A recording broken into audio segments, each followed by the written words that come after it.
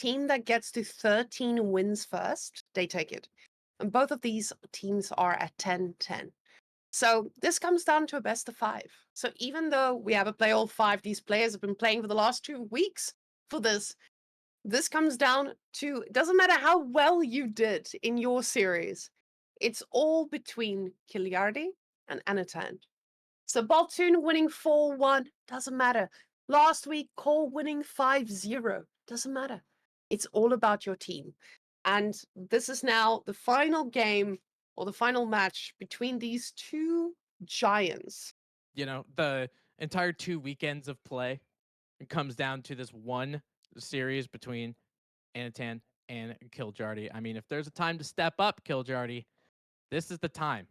And you have the ability to get first place for your entire team and bragging rights for either Beastie or MarineLord on the other one. Now, for how close it is, though, Whamen, I don't know how many bragging rights you can do because it's not like it's a 25-0. You know, this is coming down to the wire. So both of these coaches not only have a lot of talent in picking what players should be on their team with the allocated money, but also having the ability to really give them the best potential, the best games that they can against their counterparts. So overall, both coaches, regardless of how this series goes, should be proud of themselves. Oh, definitely. And honestly, these players should too. I know some of the coaches were very sad that they missed out on a pick like Myriad. And that is exactly what we're seeing this come down to. Like, your one pick could have changed the outcome of your games completely. And now with Anatan and Kiliardi, we'll see if MarineLord picked wisely by going for Anatan. And I think most players would say yes, Anatan is the guy you want on your team because he can beat anyone. But Kiljardi, he is a killer himself. Let's see if Avacid can actually fight against Mr. Byzantines over here, led by Mr. MarineLord. Yeah, and usually I really like the Byzantines here. You know, they have an ability to, if the Abbasid dynasty wants to do some kind of economic wing stuff that we saw last game ad nauseum, the Byzantines might have an ability to shut it down. You can see the score on your screen for everybody who needs to know, even though the series is 0-0. The actual team series is 10-10. This is a best of 5. First one who wins 3 takes the whole kit and caboodle. And we're starting out with game 1. Who is going to get the momentum in this one as the Byzantines? So for you playing the Byzantines, Whamen, how effective have you been at taking down the Abbasids? Abbasid, they make the best barbecue. With Byzantine Rams, you see an Abbasid going for 2TC, and you're already ready to play that game. It just feels like they invite you into their base and want you to join them for a day of fun and partying. But we can see here, as Cal's pointing out, those spawns are pretty damn busted, Tim. You can imagine having a second TC there on berries with the deer there at the back. Very nice. But at the same time, you don't want to risk going for a second TC against something like Byzantines. I say this, but let's see what Kiljardi picks there. Because Beastie is a big proponent of the eco. So let's see what he decides. Grand Winery, a pretty standard opening here. We don't know if we're going to be seeing some gulp today, but I really hope that we can keep our hands and feet inside the vehicle at all times, as you would say, and survive this one. Because the gulping has been crazy. Military wing is the pick of choice here, though. So this forces Byzantines to just have to react and make units they probably don't want to be making at this point of the game. And, you know, I was kind of, because I didn't want to metagame too much with Kiljardi, but I know he is quite the aggressive player, right? So I feel like if you're going to exactly how you describe the economic wing as the Abbasids against Byzantines, you're kind of inviting them in. And Byzantines do have this great feudal push because of the winery giving them a lot of those mercenary units, right? So going with the military wing means that before the time the Byzantines has to get their winery up, get the berries, get the mercenary house that they need to actually get those units, and then get those units, Kiljardi skips all of that and just gets 2 spearmen and 2 archers immediately, right? So you have the ability to start to harass a berries that's really important for the Byzantines. Start to harass a gold, maybe a wood line that's a little bit forward. Where on the flip side, for Kiljardi, all of his stuff that's quote unquote raidable or that he wants to get raided is in the back. His stone is in the back and he's already starting to gather it. So we're going to see a pretty retro nowadays 2TC military wing build, it looks like. Yeah, you gotta ask yourselves, how can I deny Byzantines that power spike they get? And doing this is probably the only way, making sure that they have to build these suboptimal units to deal with you. Because by most standards, people, when they're fighting against Abbasid, you want to go for 3 archers so you can shut down all those units coming out of that landmark. But now, what I want you to notice is those berries at the back. He's got the double berries there at the back to make sure that once he secures this, he's going to be pretty much okay. So this is going to be the big question. Does Kiljardi put enough pressure to actually shut this down? Or is that TC going to slow him in claiming this? Well, I think it's more so. I mean, obviously, this is going to provide a little bit of harassment, like you said, but it's also just going to give him a little bit of time. And I think, we talk about the eco wing for the Abbasids, and I kind of hit on this point of the military wing adding tempo, but the actual amount of it and the ability that you have, I think it's one of the most insane landmarks that we have out here right now because of this. It's about 5 minutes into the game. Byzantines have not gotten a military unit yet because they got to build the archery range and they got to actually get the archers. So this just gives them a little bit of time. All the way in the back, even though no villagers went down, one is severely injured. It might exsanguinate out there trying to gather some sheep. But Kiljardi now, with that time, gets a free town center right behind it. The 2 spears and the 2 archers make it so there is no raiding, no units that come in because Anatan is so focused on defending to make sure his resources are good before he even thinks about the other base. And exactly as predicted earlier, Anatan does need to respond with those 3 archers. And this is not something you usually want to do as Byzantines. You don't want to go for archers. You want to be able to get your longbows, pump from there. But this does set him up a little bit later to switch into crossbows and so on. But now Anatan, he does have to respond, and Kiljardi, in turn, we have to see what he's going to be doing with this as well. Because with 3 archers, you actually have units that Abbasid needs to respond to. Do you now go into a horseman to counter exactly that? But let's see, the mercenary contract that was chosen is the javelin thrower one, which honestly, I think is the best choice here because you're playing against Abbasid who also have camels, and now you're just on equal footing. Barracks also coming in now, and I feel like this is going to start becoming quite hairy quite soon.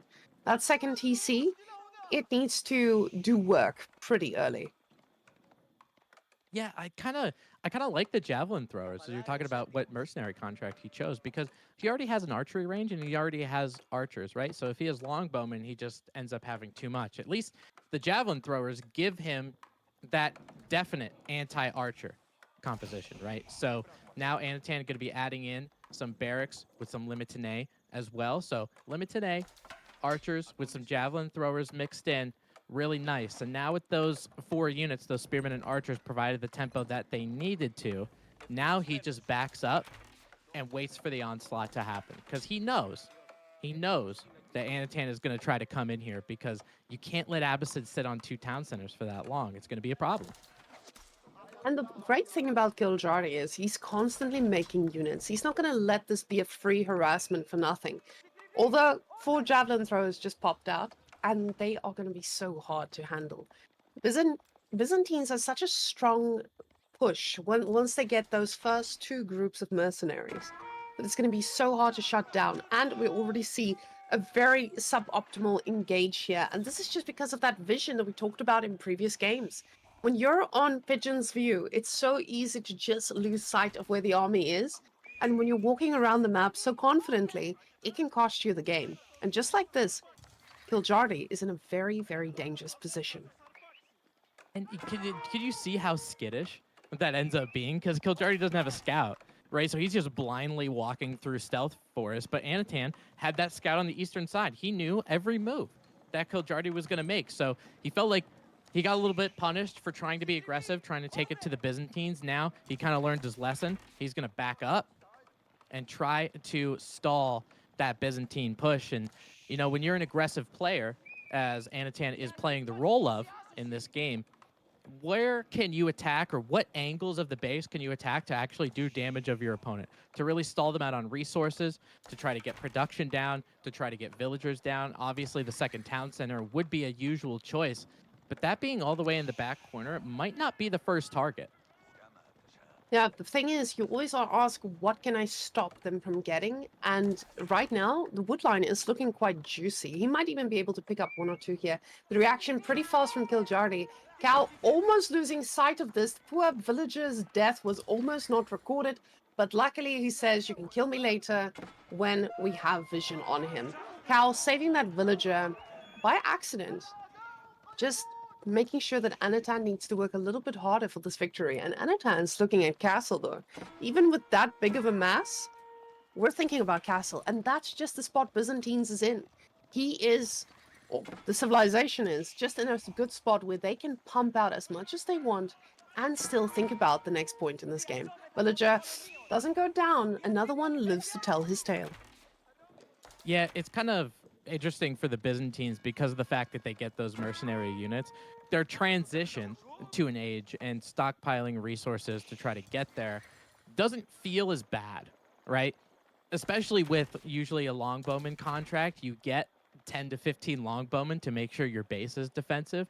For Anatan using those javelin throwers, the Byzantines have this innate ability, this unique ability to use that olive oil, get enough units to make a decent charge, or at least get map control, as Anatan is doing, while on the flip side, getting up to Castle Age as quickly as possible. I would expect a golden horn tower as villagers get their Akratoy out, get them spears, do a little damage to them horsemen, and there is the golden horn tower to the northwest of Anatan's base. So you'll have the ability to get that Castle Age, whereas Kiljardi, he still feels defensive. He still feels like he doesn't want to die. So he's pumping units out, some archers, some horsemen, and now for Anatan going Castle Age, there is a spicy Castle Age unit that would be pretty good against this Whamen. Tell me what it is. Spicy Castle Age unit that's good against this? Tim, what will actually deal with all of these? I mean, Varangian gods are pretty good. I don't want to say Cataphract. Oh, thank you, Cal. The camel riders, very nice, very well, nice. Yeah, With horsemen, camels are cool. But okay. We were talking about camels, right? Or were we talking about Varangians? I was gonna say Varangians. Yeah, absolutely. Okay. Oh, thank goodness, we're on the same. But Cal has showed us. So Cal has showed us we were both wrong, and camels are cool. Yeah, camels will definitely make this composition even harder to deal with. Kiljardi, his army is looking scary, and he's just rerouted those villages onto gold. So he's most likely going to try to go castle himself, because as we know, once those Varangians starts pumping, it's really difficult to get back control, especially once you've lost it. And this looks like a pretty decent engage here from Kiljardi. Yeah, because, he spent all of his resources on trying to make units, and now he's starting to stockpile a little bit into Castle Age. So he does have a military advantage. You're waiting for these technologies to come in. Varangian guards hit the queue. He's got javelin throwers in the queue as well. But what's really nice for the Byzantines, for the cisterns, as long as you have in range of those cisterns, those military production buildings, you switch it on to the W key, which is Dialecticus, and then all of a sudden those technologies instantly pop out. Well, not instantly, but they're pretty close. And now, with Kiljardi, he thought he could try to get it a little bit offensive here. He was like, hey, he just went to Castle Age. Maybe we could stop this transition from happening. Dialecticus from the Cistern says, not so fast, my friend. You're going to be able to get those Castle Ages and continue that push. He's focusing everything on research here, which tells you exactly what you need to know. He's looking at doing some damage pretty soon, because Abbasid, they need a while. We can see here 1 minute 38. This is not going to be a fast age up. And honestly, this is a very dangerous one at that as well. You need the time, and you honestly don't have this time. The scout will go down here at the back, but he will see what he needs to see. And the archer's trying to focus fire him before he sees too much. He doesn't see the age up just yet, but this is still pretty scary. And Kiljardi doesn't have the archer mass you need to deal with Varangian gods, especially not that many. Yeah, I think for Kiljardi, this is going to be the longest minute and 6 seconds of his life. And also, as he's trying to get a raid over here on Anatan's deer, take a look at the resources that Kiljardi has access to. One of the things that he doesn't have access to is gold. So Anatan doing a good job of cutting off just where that second town center is. But you can see the gold vein that's there. That gold vein is pretty forward, so he's going to be unable to get that. And then not going to be able to get those Castle Age upgrades, right? If he doesn't get those Castle Age upgrades, you just went to Castle, and it's like, who cares? Your units are still stuck in the past. Now, the problem, once you hit that castle age, even if you have a little bit of gold, you're going to be able to make a handful of crossbows. And you need a lot more when you're dealing with those javelin throwers. But he did do a lot of good damage there. The horses, though, they did go down. And now these archers, they're trying to do a little bit of damage, but those javelin throwers are soaking up so many of the hits. And there's nowhere these villagers can escape to get gold themselves. Right now, these villagers, the only gold they're going to be getting are the ones that is right in their base, and everything is getting denied from there. Now the villagers are running for their lives. There's just too many of these, and it doesn't look like Kiljardy has the units to take care of this. The villagers migrating to the next game, honestly. They don't know what they're going to be doing. How many is that, Cal? That is, That's everything. yeah, that's all of them. Well, most of them. Wow. Probably 95% of them. Kiljardy's like, yeah, I've had quite enough. We're going to go on to game one.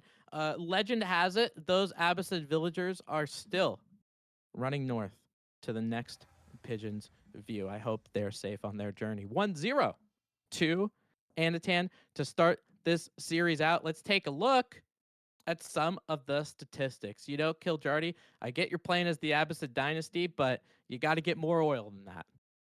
Mm-hmm.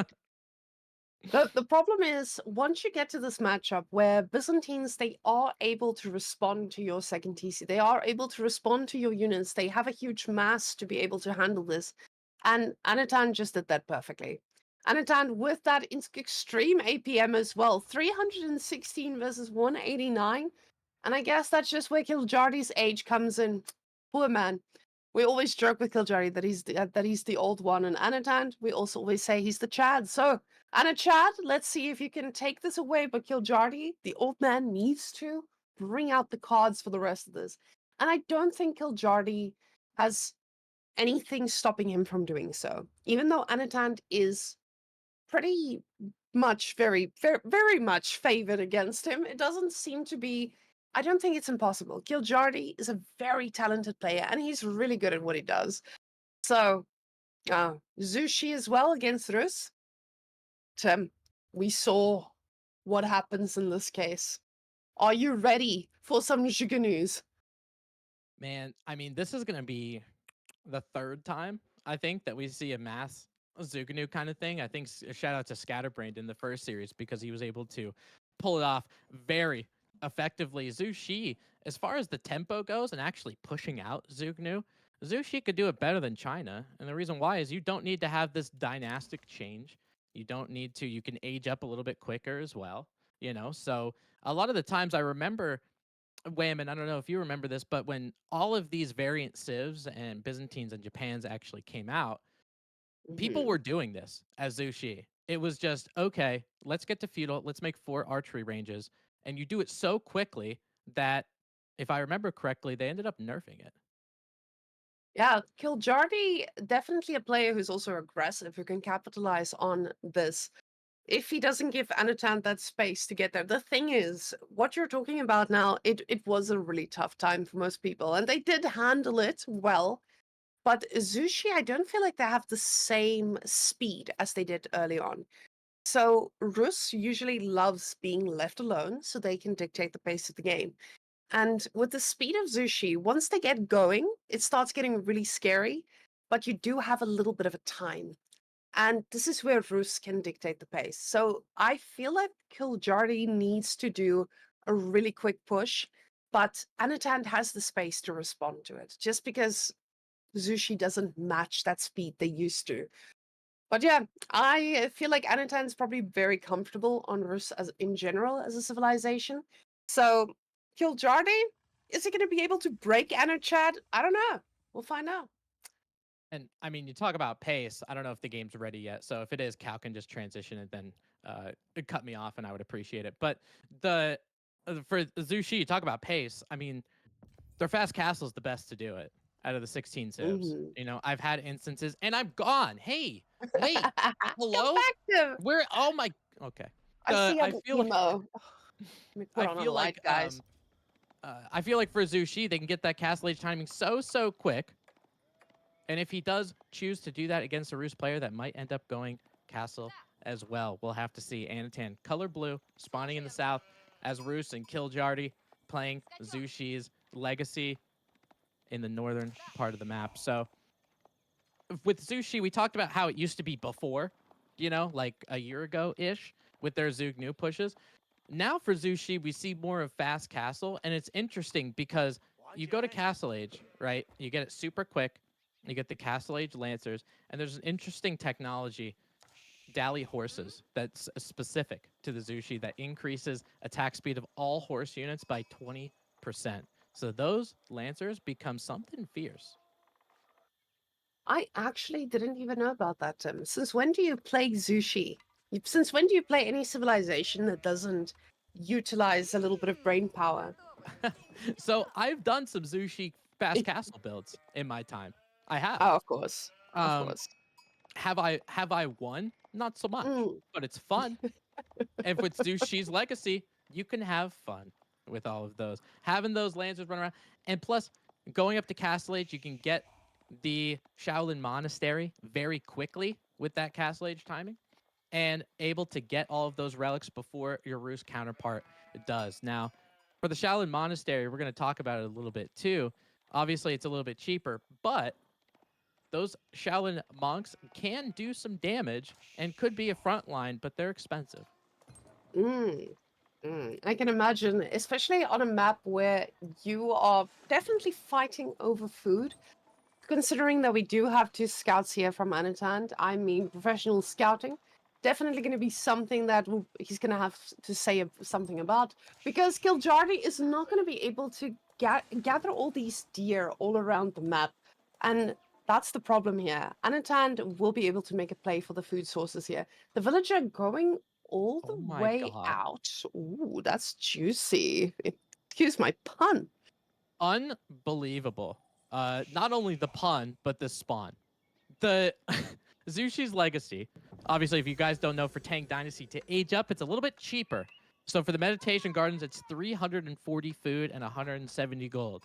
So you can put one on there because Chinese do have, and Zushi, the variant, does have those villagers going a little bit faster in terms of their build speed. You just put one villager out there, he builds the meditation gardens, and look at how much resources he's going to get, Whamen. There's wood, there's gold, there's stone, there's a berry patch. If my understanding of this game is correct, that's every resource you can have. Except oil. Yeah. No. He's Well, yeah. quite close there. Nice, nice. Now he's about to explode here in resources if Anatand allows. Because keeping in mind with two scouts, he's going to be able to cause a little bit of annoyance here. I do think he's going to use those bad boys to do some other things instead, though. But with the Golden Gate. Oof. Oh, You excuse hate me. that. Oh. Unfortunately, the army count now in favor of Anatand. Long lies the scout on the ground. Kiljardy needs to make another one or just live his life without the resources he so dearly requires. But also vision. We saw last game he was suffering with that vision, taking a very bad fight in the fog of war. And this is just what happens when you are overwhelmed with a lot of things going on. So Kiljardy getting that meditation garden, but let's see what the rest of these boys are going to be doing about that, because we have quite a lot on wood as well. Yeah, it was interesting. It looks like because of how many he has on wood, that fast castle that we hyped up might not be the play. And we can see what he's got. He's got a stable. He's got 150 wood, so he's going to get a stable. There's a potential, based on the amount of resources he has for Zushi's legacy, much like China as well, as Cal hovered over, to get professional scouts. And he does click Mm. it. So that stable is going to help him get a couple scouts. He did lose one, but he can get a couple more and end up starting to bring these back, because once you get to Castle Age, as Zushi's legacy and China, even, you get to this crux of the game, and we kind of saw it before, where you don't have a granary transition, and then you're kind of food starved for a while. Professional scouts helps you navigate through that safely. And both of them going for professional scouts, that tells you exactly what you need to know about professional scouts and where we are with it. It's good. It's good. It gives you unlimited food in that early game that you so dearly need. And it looks to be a pretty good move coming from both players. The fact that he's investing this much into getting scouts as well tells you this is something worth investing for us too. And it is very expensive, not something that you want to get without thinking about this, but at the same time, he's going to be able to get castle quite quickly. And I don't know if Giljardi is going to be able to follow that. And to go back on professional scouts just a little bit, Whammon, like, I get it's an expensive technology, believe me, I do. But if you take back, just based on the resources, especially if you're Roos, if you take back like 2 deer, it ends up paying off, right? If you also with Roos, if you take 1 deer pack, that is a lot of food. 350 times 7, 2,450 food. And because of that, you get 245 gold just given to you as the roost. So professional scouts is so crazy. This meditation garden's also crazy with how much that he is getting. Cow is doing the math for us very quickly. The calculator has been pulled. Ladies and gentlemen, $1.29 of free And resources. that's about 3 villages right there. All for free. Now the question is, that stone that he's getting so passively, do we see some shenanigans with it? We'll find out.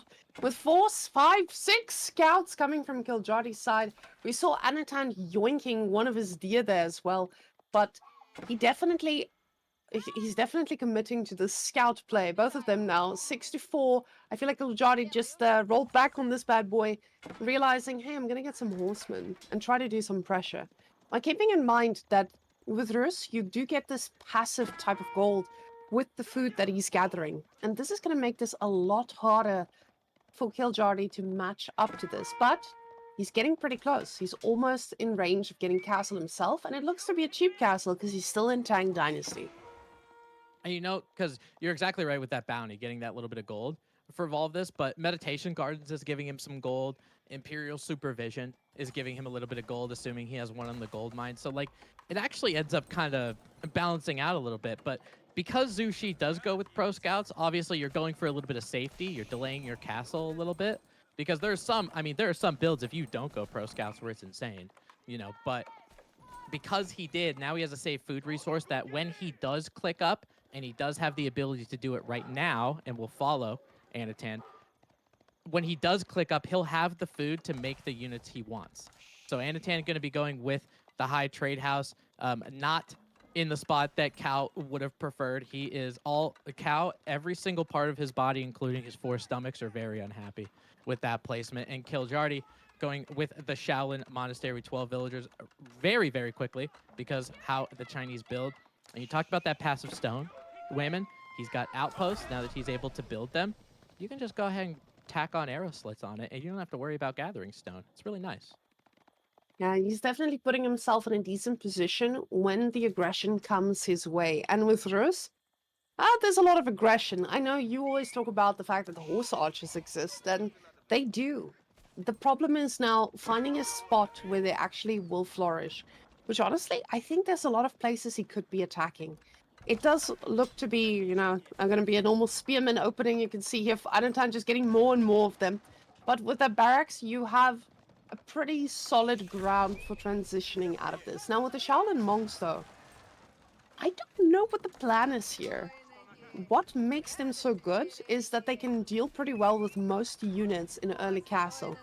But lances are being decided here from Mr. Giljardi, and we're going to be seeing some horse shenanigans on top. So, monks, limited edition here. We see only one living here right now. I'm expecting him to click another one just to get those relics. But the amount of horses that's going to be on this map, I think Anatan is in for some trouble, and apparently horse archers. Tim, do you see those horse archers? They're coming in hot. I do. I do see them there. I'm so excited. Click on the archery range for me, Cal, really quickly for Anatan in terms of how many archery ranges he has, if you can double check just to make sure. He's got 1 archery range. That's a problem.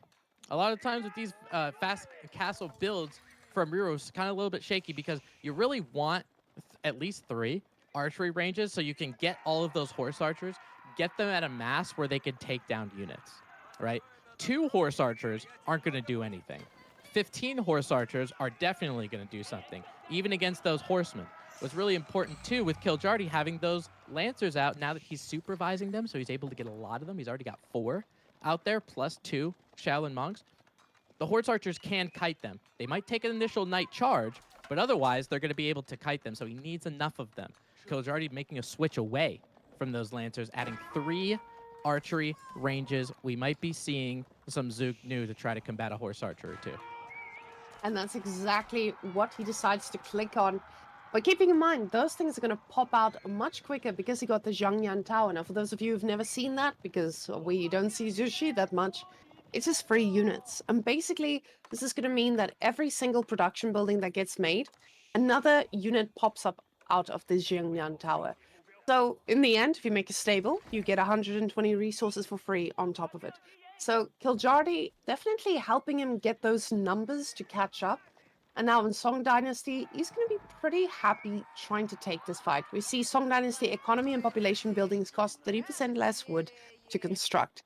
Now, what that means is farm transitions are cheap.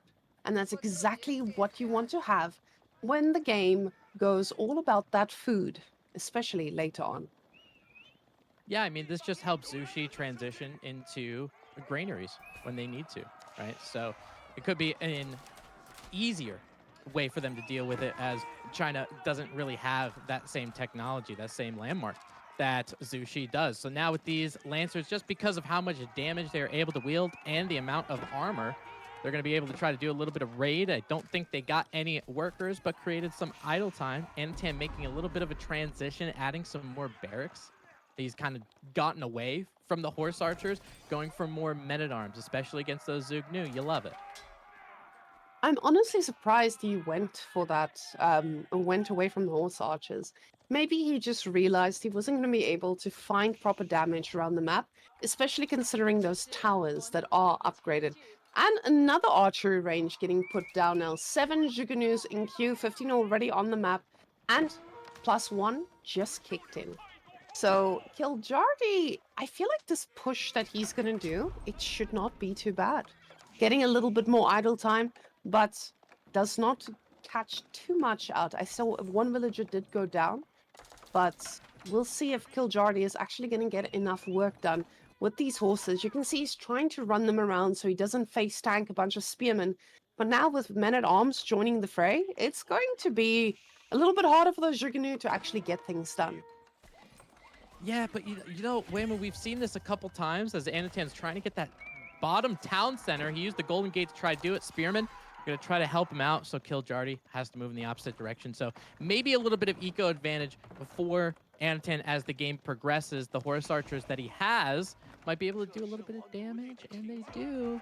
Uh-oh. Couple going down here. Some villagers, some crucial villagers that he doesn't want to lose. But also with these men-at-arms, because we're seeing all of these Zugnu come in, with Anatan going with these men-at-arms, we've seen men-at-arms get kited by Zugnu.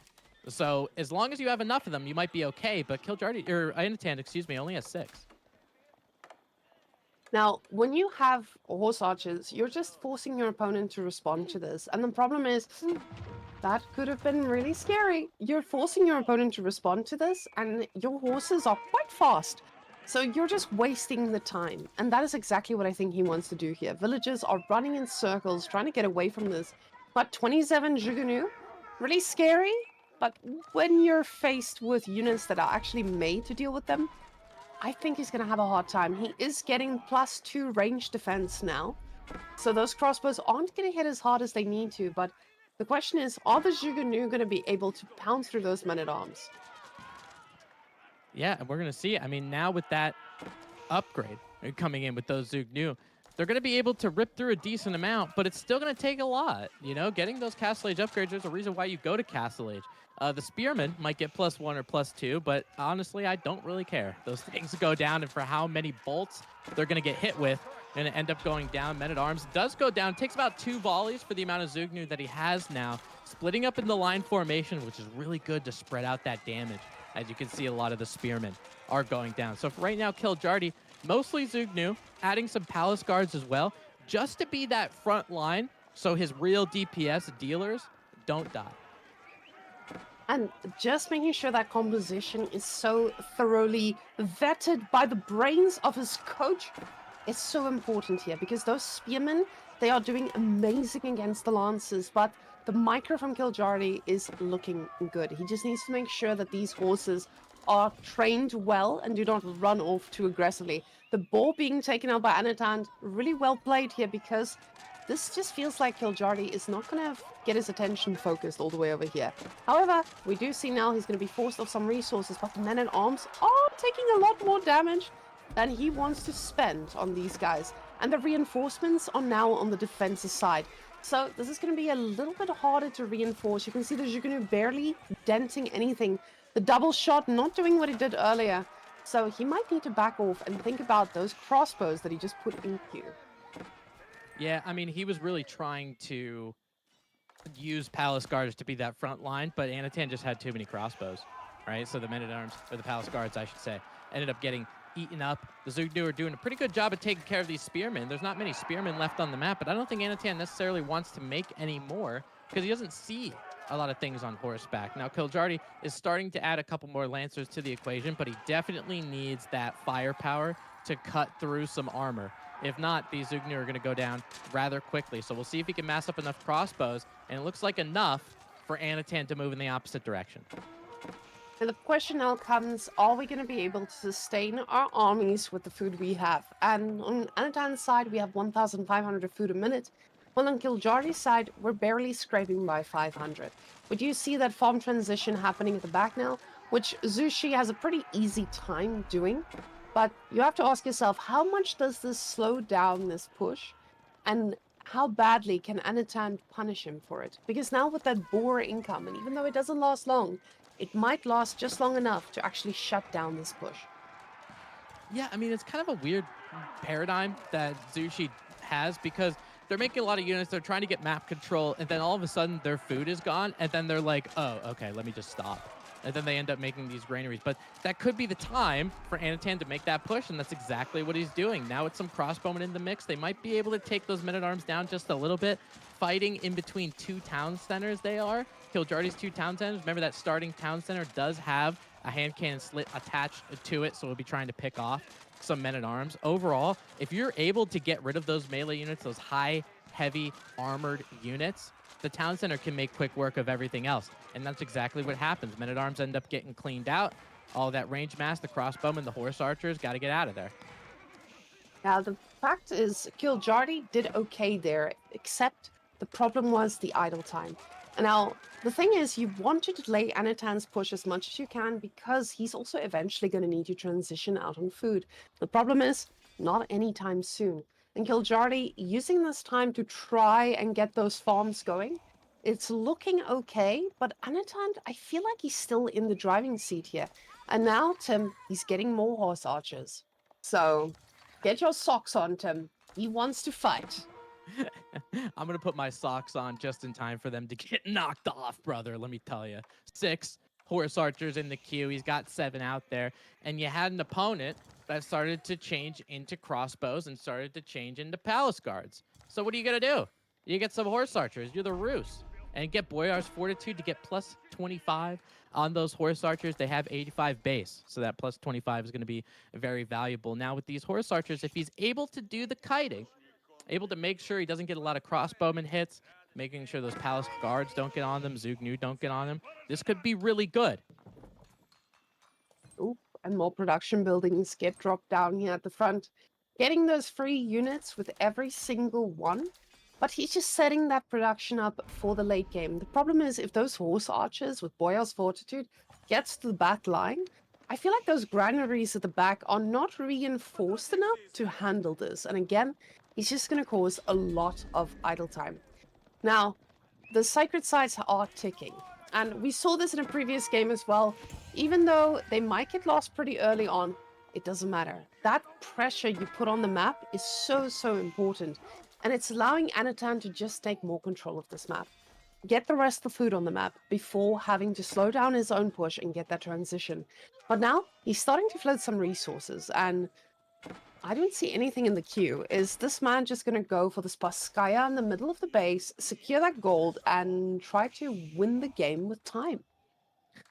That would be absolutely wild. I mean, Anatan definitely knows the Kiljardi's on two town centers because he took the fight in the middle of the Zushi base, right? So he knows in terms of economy they're going to be somewhat equal. And now that Kiljardi's got his granary transition pretty much underway on the back side, his food is really going to take off, right? So now he's going to be able. Yep, there's that third granary in picture perfect formation just to get a lot of that farm gathering rate increase. You know, having those granaries about a farm away from each other is really helpful. But you're exactly right. I mean, Anatan, he was hoarding resources for a while, and I've seen this a couple times in today where they're hoarding resources and then they're like, oh, I actually can't do it. I actually can't go to imp. I'm facing a lot of problems. And then they start queuing units again. It's weird. The thing is, I think a lot of them just don't know what the opponent's doing, and this might just be due to scouting. It might just be because MarineLord's shouting in his ear, telling him what to do or not to do, and changing his mind himself. So Anatan, he is still staying in that Imperial range, but he is queuing up a unit here and there. We do see it now. It's about to be clicked up. And the safest play would probably just to go for your high armory, as he's doing now. Because you want to get that siege superiority, especially with the Rus, and try to push them back. Especially when you're playing in Zushi, they're also a very Zerky civilization. So getting those mangonels and getting the upgrades for them is definitely going to be so important when fighting against a majority of crossbows, especially. Yeah, you're exactly right. It's about the range mass, right? Kiljardi has 34 crossbowmen and will continue to make more. So with that high armory, get your siege workshops, get your mangoes, get your adjustable crossbars, and then all of a sudden, that crossbowman mass and the little bit of Zugni that's left end up not being long for this earth. You know, also with the ability to do things like get elite army tactics for those men at arms, if you're interested. I haven't seen a Rus player do that in a while, but you do have the ability to if you want to. So with this Sacred Site victory, he's going to go Imp. He's going to try to get that tech advantage.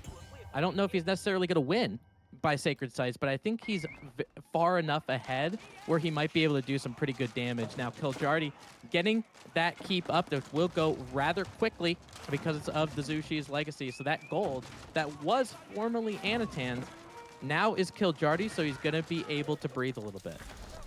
Now, keeping in mind that siege is not what it used to be, but neither are keeps.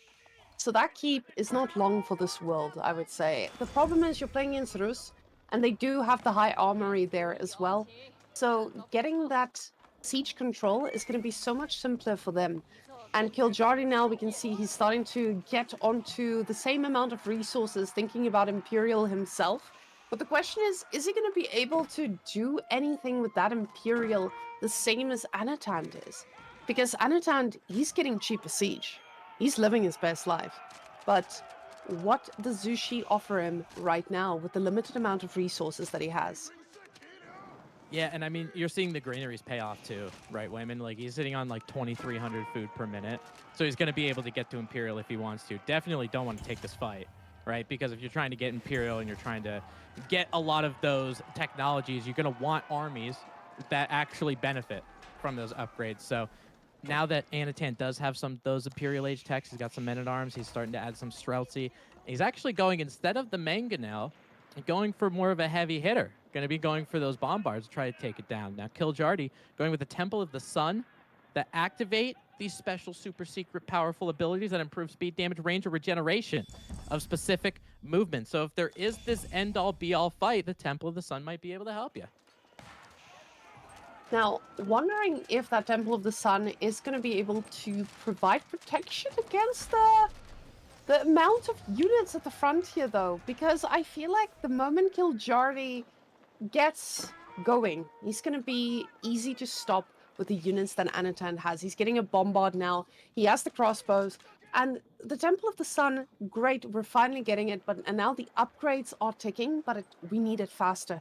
Especially with Anatan, he's looking like he's ready to move out there on the minimap. I see, yeah, I stand corrected. He's decided he's going to stay in the base while Kiljardi explores the map. Now the question is, does he actually push out the moment he realizes this army is not together? Kiljardi is under the impression that he's going to go find some damage, and there's nothing on that side of the map.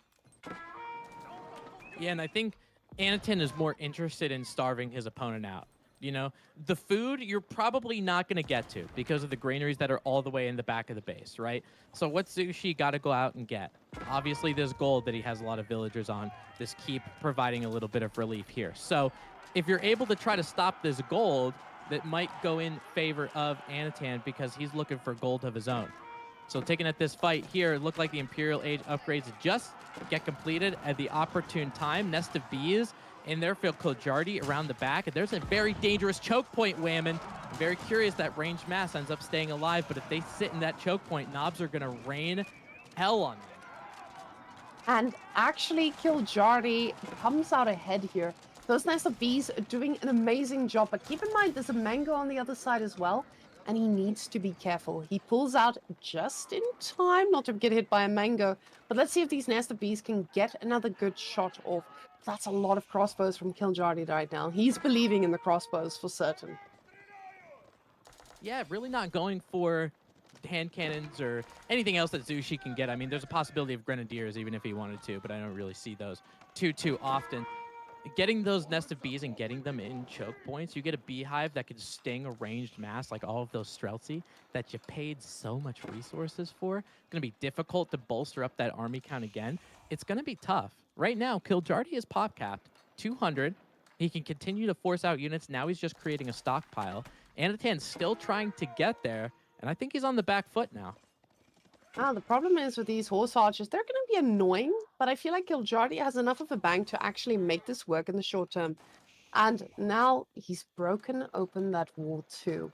Those walls are going to start becoming very flimsy as these armies push forward. Now, with Kiljardi here with the 3 Nest of Bees, it's just so difficult to close that out because a few months ago, you'd be able to deal with these by just getting a few springles. But what is the answer to them at the moment?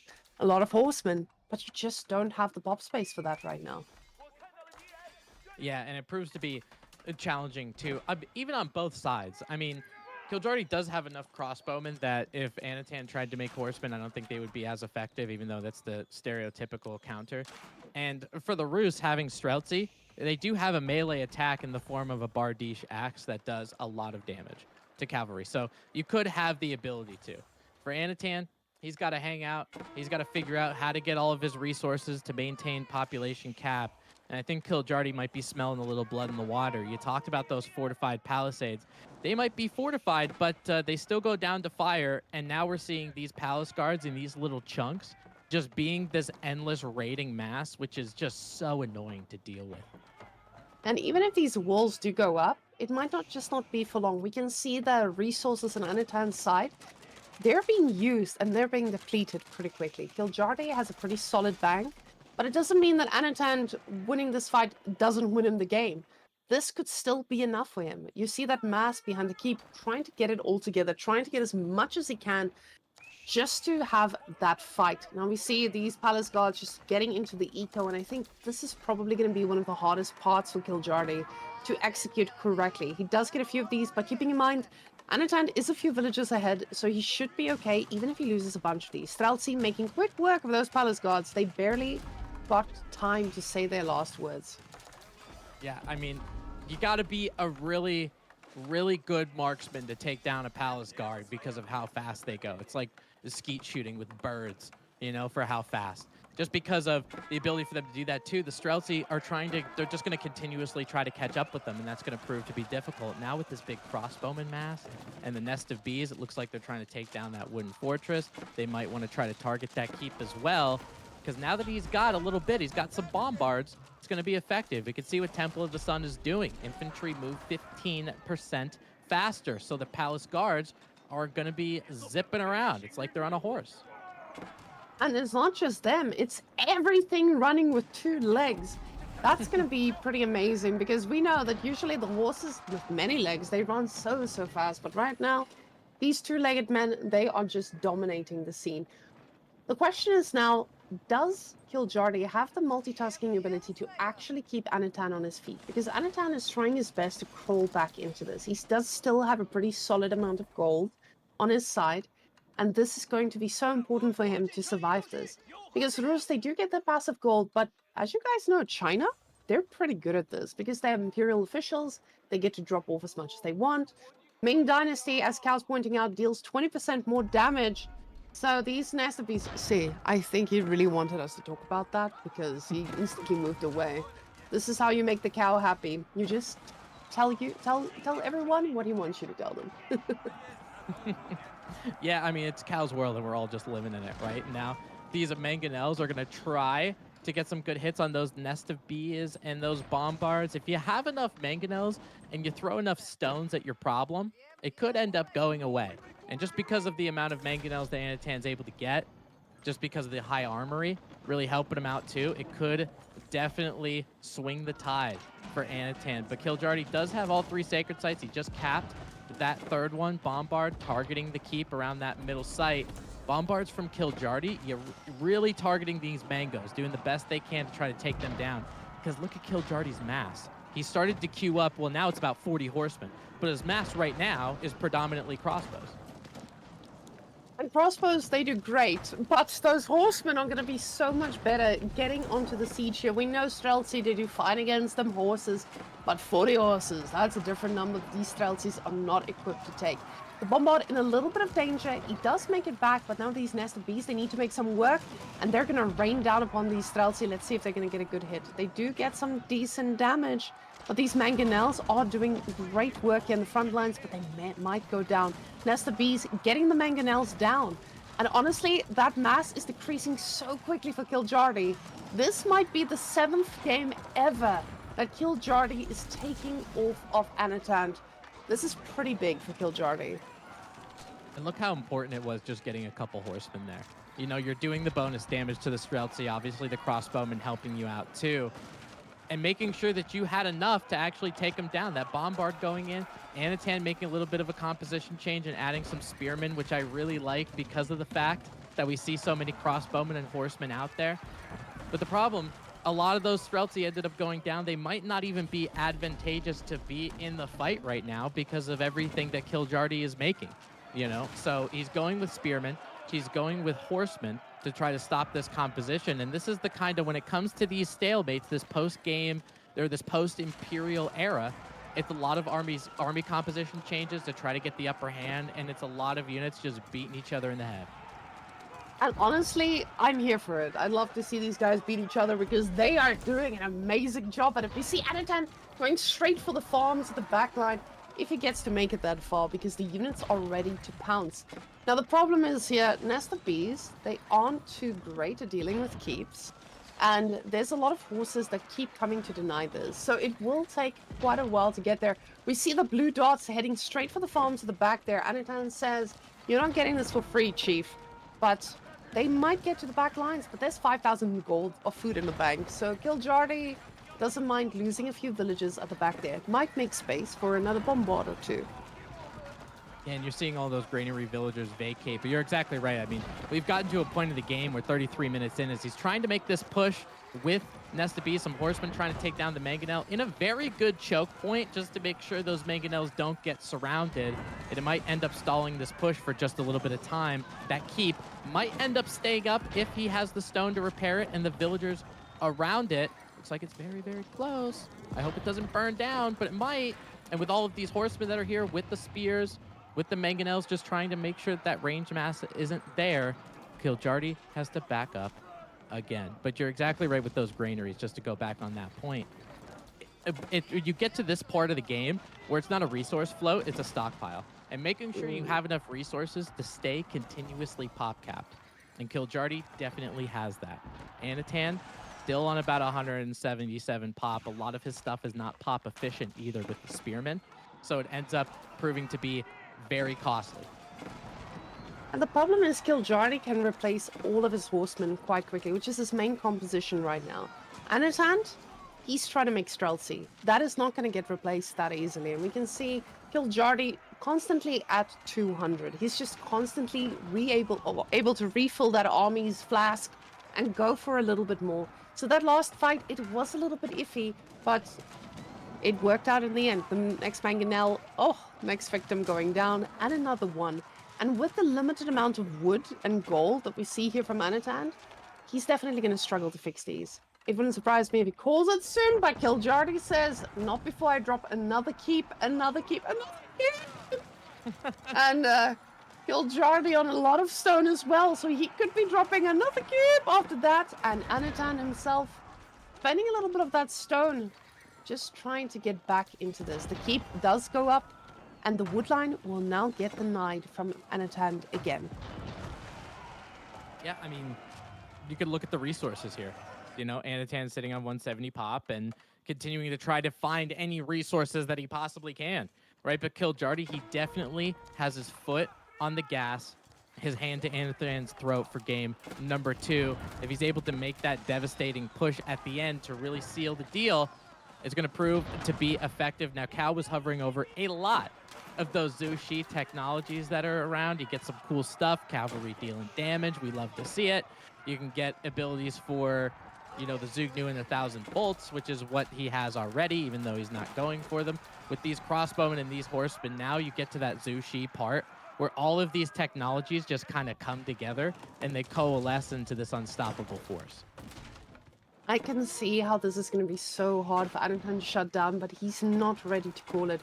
He's close to max pop, but the army composition is so different. Killjardy plopping down another key at the front of the base, and this is going to shut down that high armory, and that chunky siege that he was planning on letting him fall back into this is going to be going down as well. Mangonel going for his last hurrah as a hit, and the villagers survive another day. We can see they're all garrisoned inside that DC, trying to add those extra arrows. The horseman doing amazing work at flanking here from Anatan. The little that he has, he's making work as best he can. He does pop 2 of those nest of bees, but there's so much more that is in Killjardy's bank.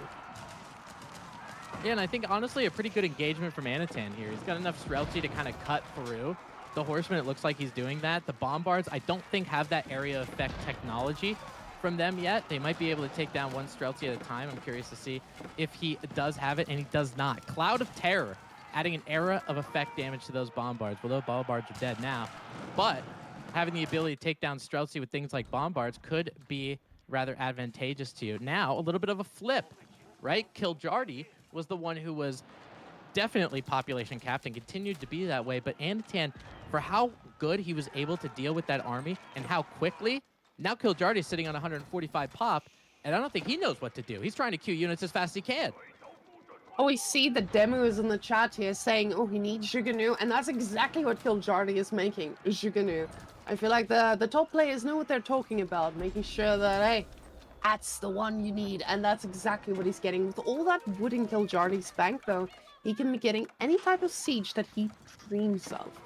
So Killjardy, it was a little bit of a rough fight here. Anatan showing his teeth, showing us he knows how to come back out of a very dire game, but definitely not going to be enough against the Zushi mass that is quickly being replaced.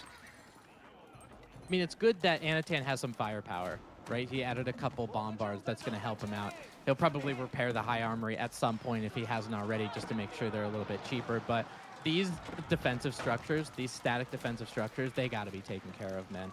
And getting the bombards is really going to help you. You're not going to push through a Zushi legacy base without a couple bombards, and that's exactly what he's targeting that keep. It's really nice because he lost a little bit of that map control, that those Sacred Site victory was not ticking down. He does have that Sacred Site on the western side, and let's see Streltsy complete another round of target practice. You can see how quickly they reload. They sit that gun right on top of the Bardiche, and before you know it, that front line from Zushi, it's gone again. And the keep goes down with that nest of bees. This is starting to not look as easy for Killjardy as it was supposed to. The villager numbers are also dwindling right now. That banked resource is not looking too hot either. Even though Killjardy is still in the lead here, it can still turn on its head, can't it? It feels like he's using every bit of resource he has as well as he could.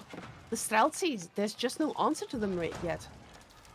Those Zugnu are probably going to be some good answer to him, you know, for how much damage they can really pump out against a hand cannoneer unit, whether it's Streltsy or otherwise, right? And I think because of this army composition change, it might make Anatan back up a little bit.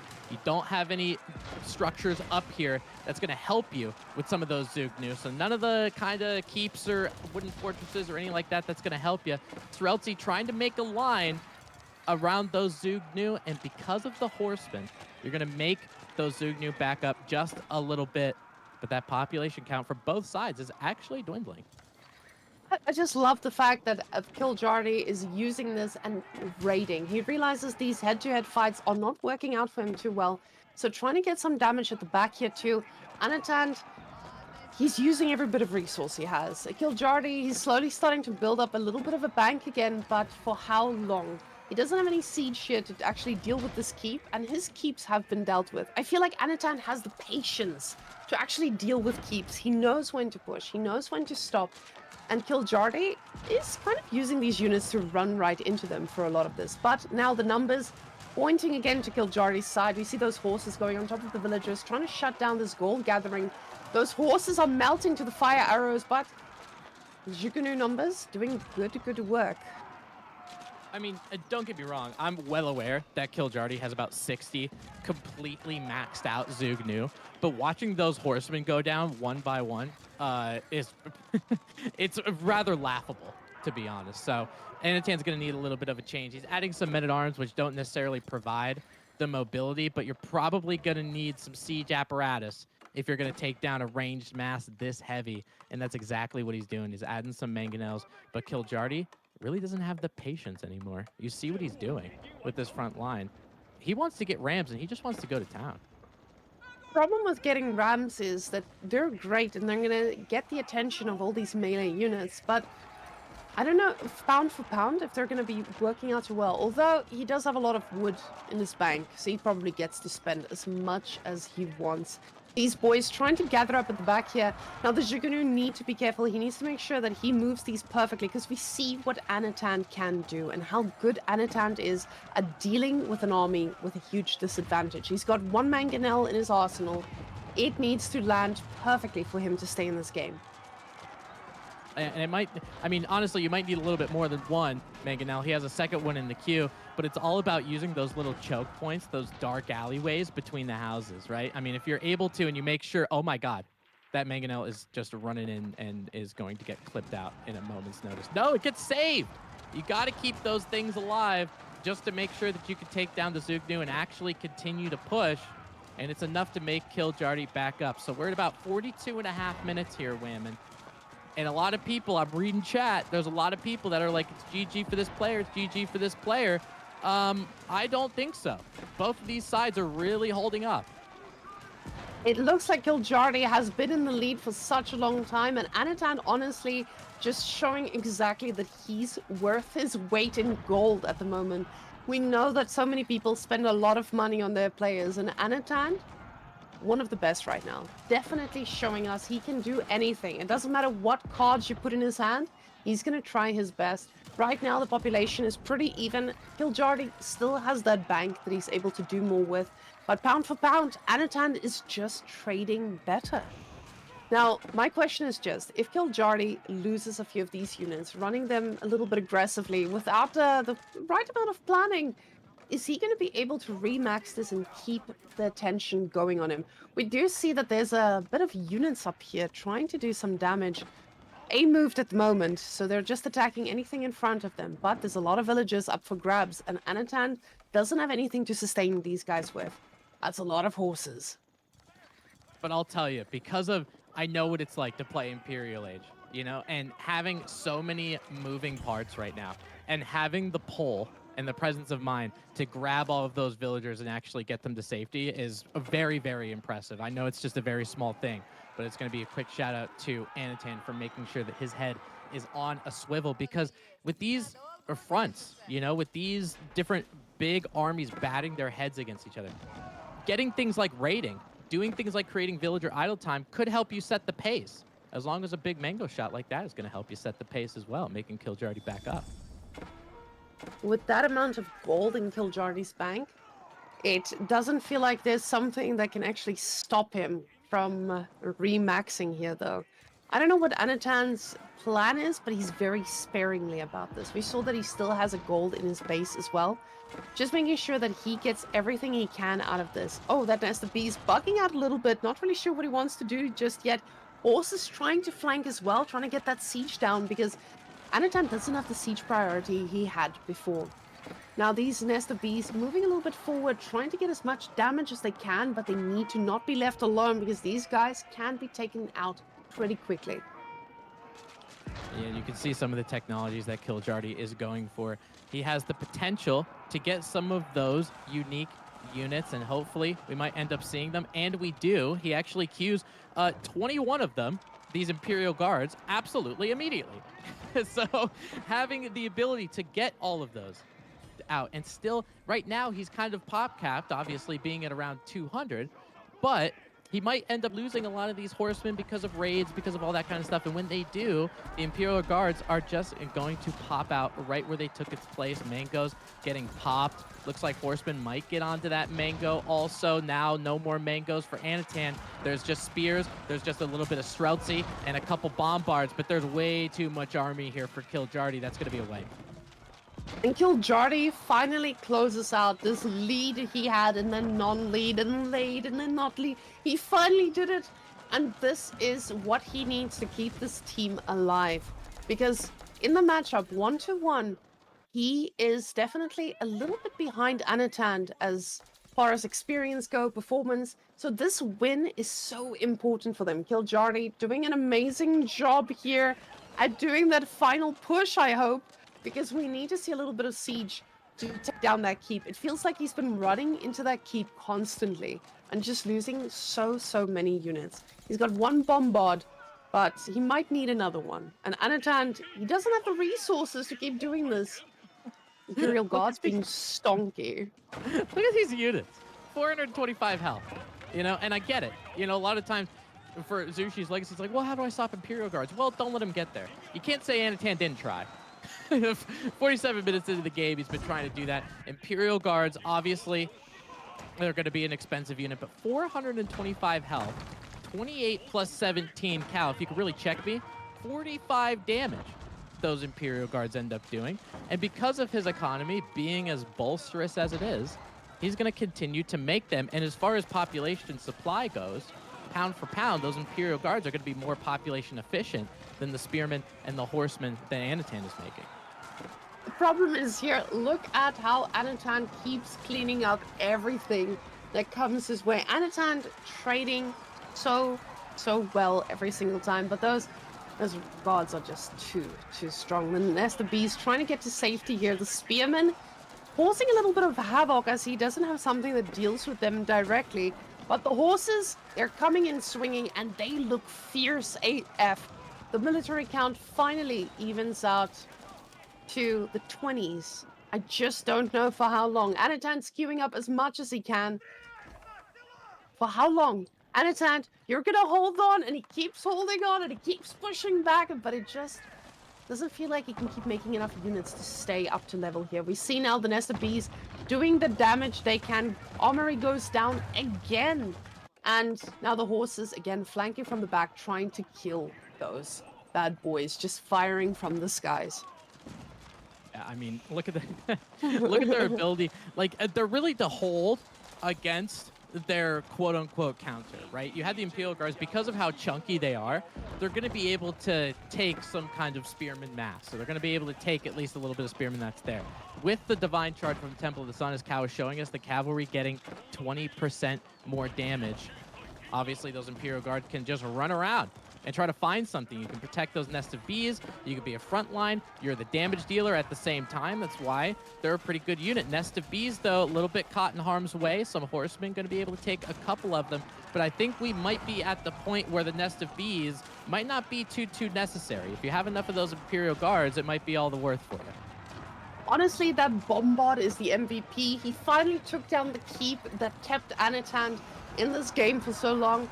I feel like if we had to put a unit counter against Killjardy, it is that singular Rus keep that kept him at bay. And beautiful play there by Bombard. Honestly, big shelling, very nice firm cannonballs thrown at that keep. And now finally Kiljardi looks like he's going to be able to push a little bit more forward. Yeah, I mean, at least having this background of those Imperial Age Zugnu is really going to help him try to clear some of those spearmen up. Anatan is continuing to try to mass up as best as he can, but again, we're talking about stockpiles, and Anatan is sitting on just about no food, even though he's getting 3,300 a minute. So he's definitely trying to get as many units as he possibly can, and if 3,000 food per minute isn't helping you get pop capped, you're in trouble. Now the question is just, does Rus have an answer to anything Zushi throws its way this late in the game? I don't think so. I feel like every single thing that Anatan could have done, he's done. And Kiljardi getting that aggressive play in the mid game, making sure that he had a keep on the goal, just solidified the fact that he made it this late. It looked like Anatan was going to hit Imperial and walk over him, but Kiljardi, he was stubborn, the stubborn Finnish man. He definitely put up a very, very good fight. And it keeps Beastie's team's dreams alive. They're actually holding on as long as they have, and it's amazing. So, Kiljardi looking for that game-winning push. Anatan not ready to give up just yet. We can see the military count pretty even again, but not quality evenness at all. We can see the difference in the army value, 17,000 to 7,300. This is going to be a destruction.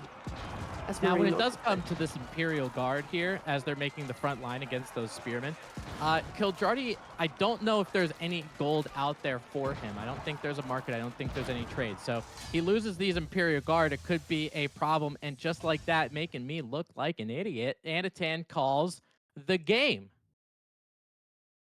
Wow.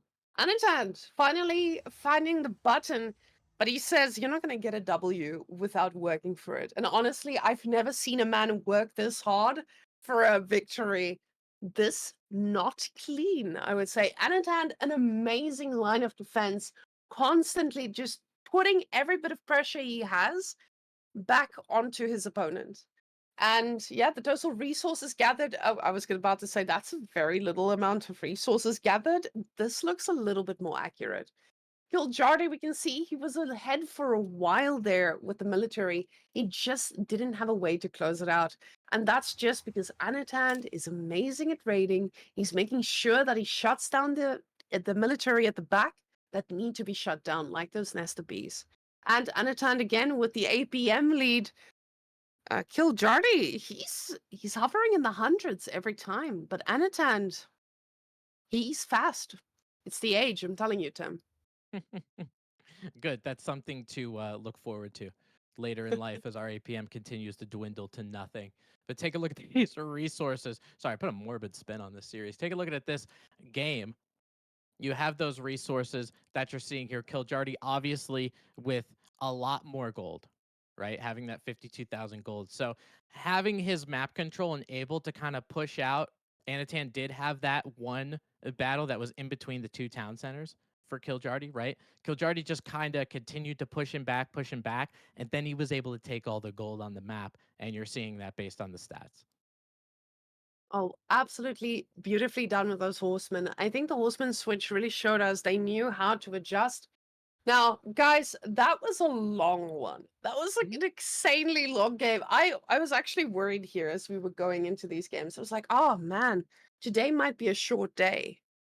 Um, but I jinxed it. And Tim, for that, I'm very sorry. No, I mean these series, I'm having a blast, man. I mean, it felt like every series, most of these games ended up being close. And I think it's just been the way the tournament is organized, right? Having people that are close in ATR, that are close to ranking, we end up getting somebody that's pretty equal in terms of your skill level. I saw a lot of people that were saying, oh, Anatan 5-0, he's insane, and he's one of the best, and blah, blah, blah. And while I don't disagree with you, he's still tied right now. There's a lot of choices that you can have here. I'm seeing a lot of Japan. Cal just sighed very loudly in my ears, so I'm very curious to see what it is. You can pick Ibids, you can pick Abbasids. There's so many different civilizations, especially on hybrid, that you could choose from. Cal, tell us what civs there are. There is a Mongolian sighting, ladies and gentlemen. Mongolians against the Japanese is pretty good. Mong It Oh, could have it been could have Japanese. been Ayubids against Japan, but again, both players pick two, and then they ban one of them. So it will end up being the Japanese and the Mongols. This one's going to be pretty good. Honestly, I'm ready. We haven't seen Mongols on a hybrid map in a very long time. I feel like Mongols, it hasn't gotten the love it needs. And we're about to see the love coming from Mr. Kliardi. Now, I don't know if Mongols is still good on hybrid Okay. maps, but I feel like would have seen a little bit more of this. So we'll see if Japan can overdo it and keep Mongols at bay. But we know Mongols, they love to open with a nice little barracks. They love to put that Dark Age play out there. And Japan, they love a dock. So I would love to see what the decision is here. Do we just all make a lot of spearmen in Dark Age and wait for everyone's hair to turn grey? Yeah, I mean, it's definitely the possibility. I know for the Mongolians in Dark Age, it's actually just about in every factor, in every age that they play in, no matter what map it is, they want to know your game plan and they just want to mess with you, man. You know, they just want to, if you're trying to get a dock in Dark Age, they're like, nah, we're probably just going to go ahead and torch that down, grab some spearmen and make our own dock, something like that.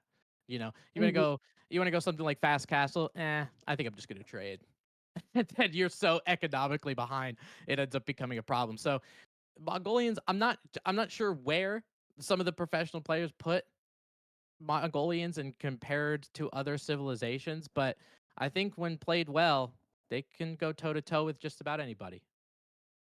And I feel like a Mongols without a stone is like a English without a longbow. Yeah, I mean, what's another one? A I don't know, a dog without a bone. I don't know. Could we just like get to the game? Yeah, I don't know. It wasn't there. I was really in the moment and I felt like everyone was looking at me. Can we just get to game number 3 and we will get yourself a SteelSeries Alias microphone for this pivotal game number 3. Anatan as the Japanese, spanning into color blue on the eastern side. Kiljardi as the Mongols, color orange on the western side. So taking a look at where this okay. Well, that's a place. That's a place to put it. We got a nice little Uvu. We got a con running out there. And it begs the question, is there going to be a dock? Is there going to be some kind of disruption of a dock? If there is one, this Dark Age is going to be pivotal to see who does what. There's just so much stone going around on this map.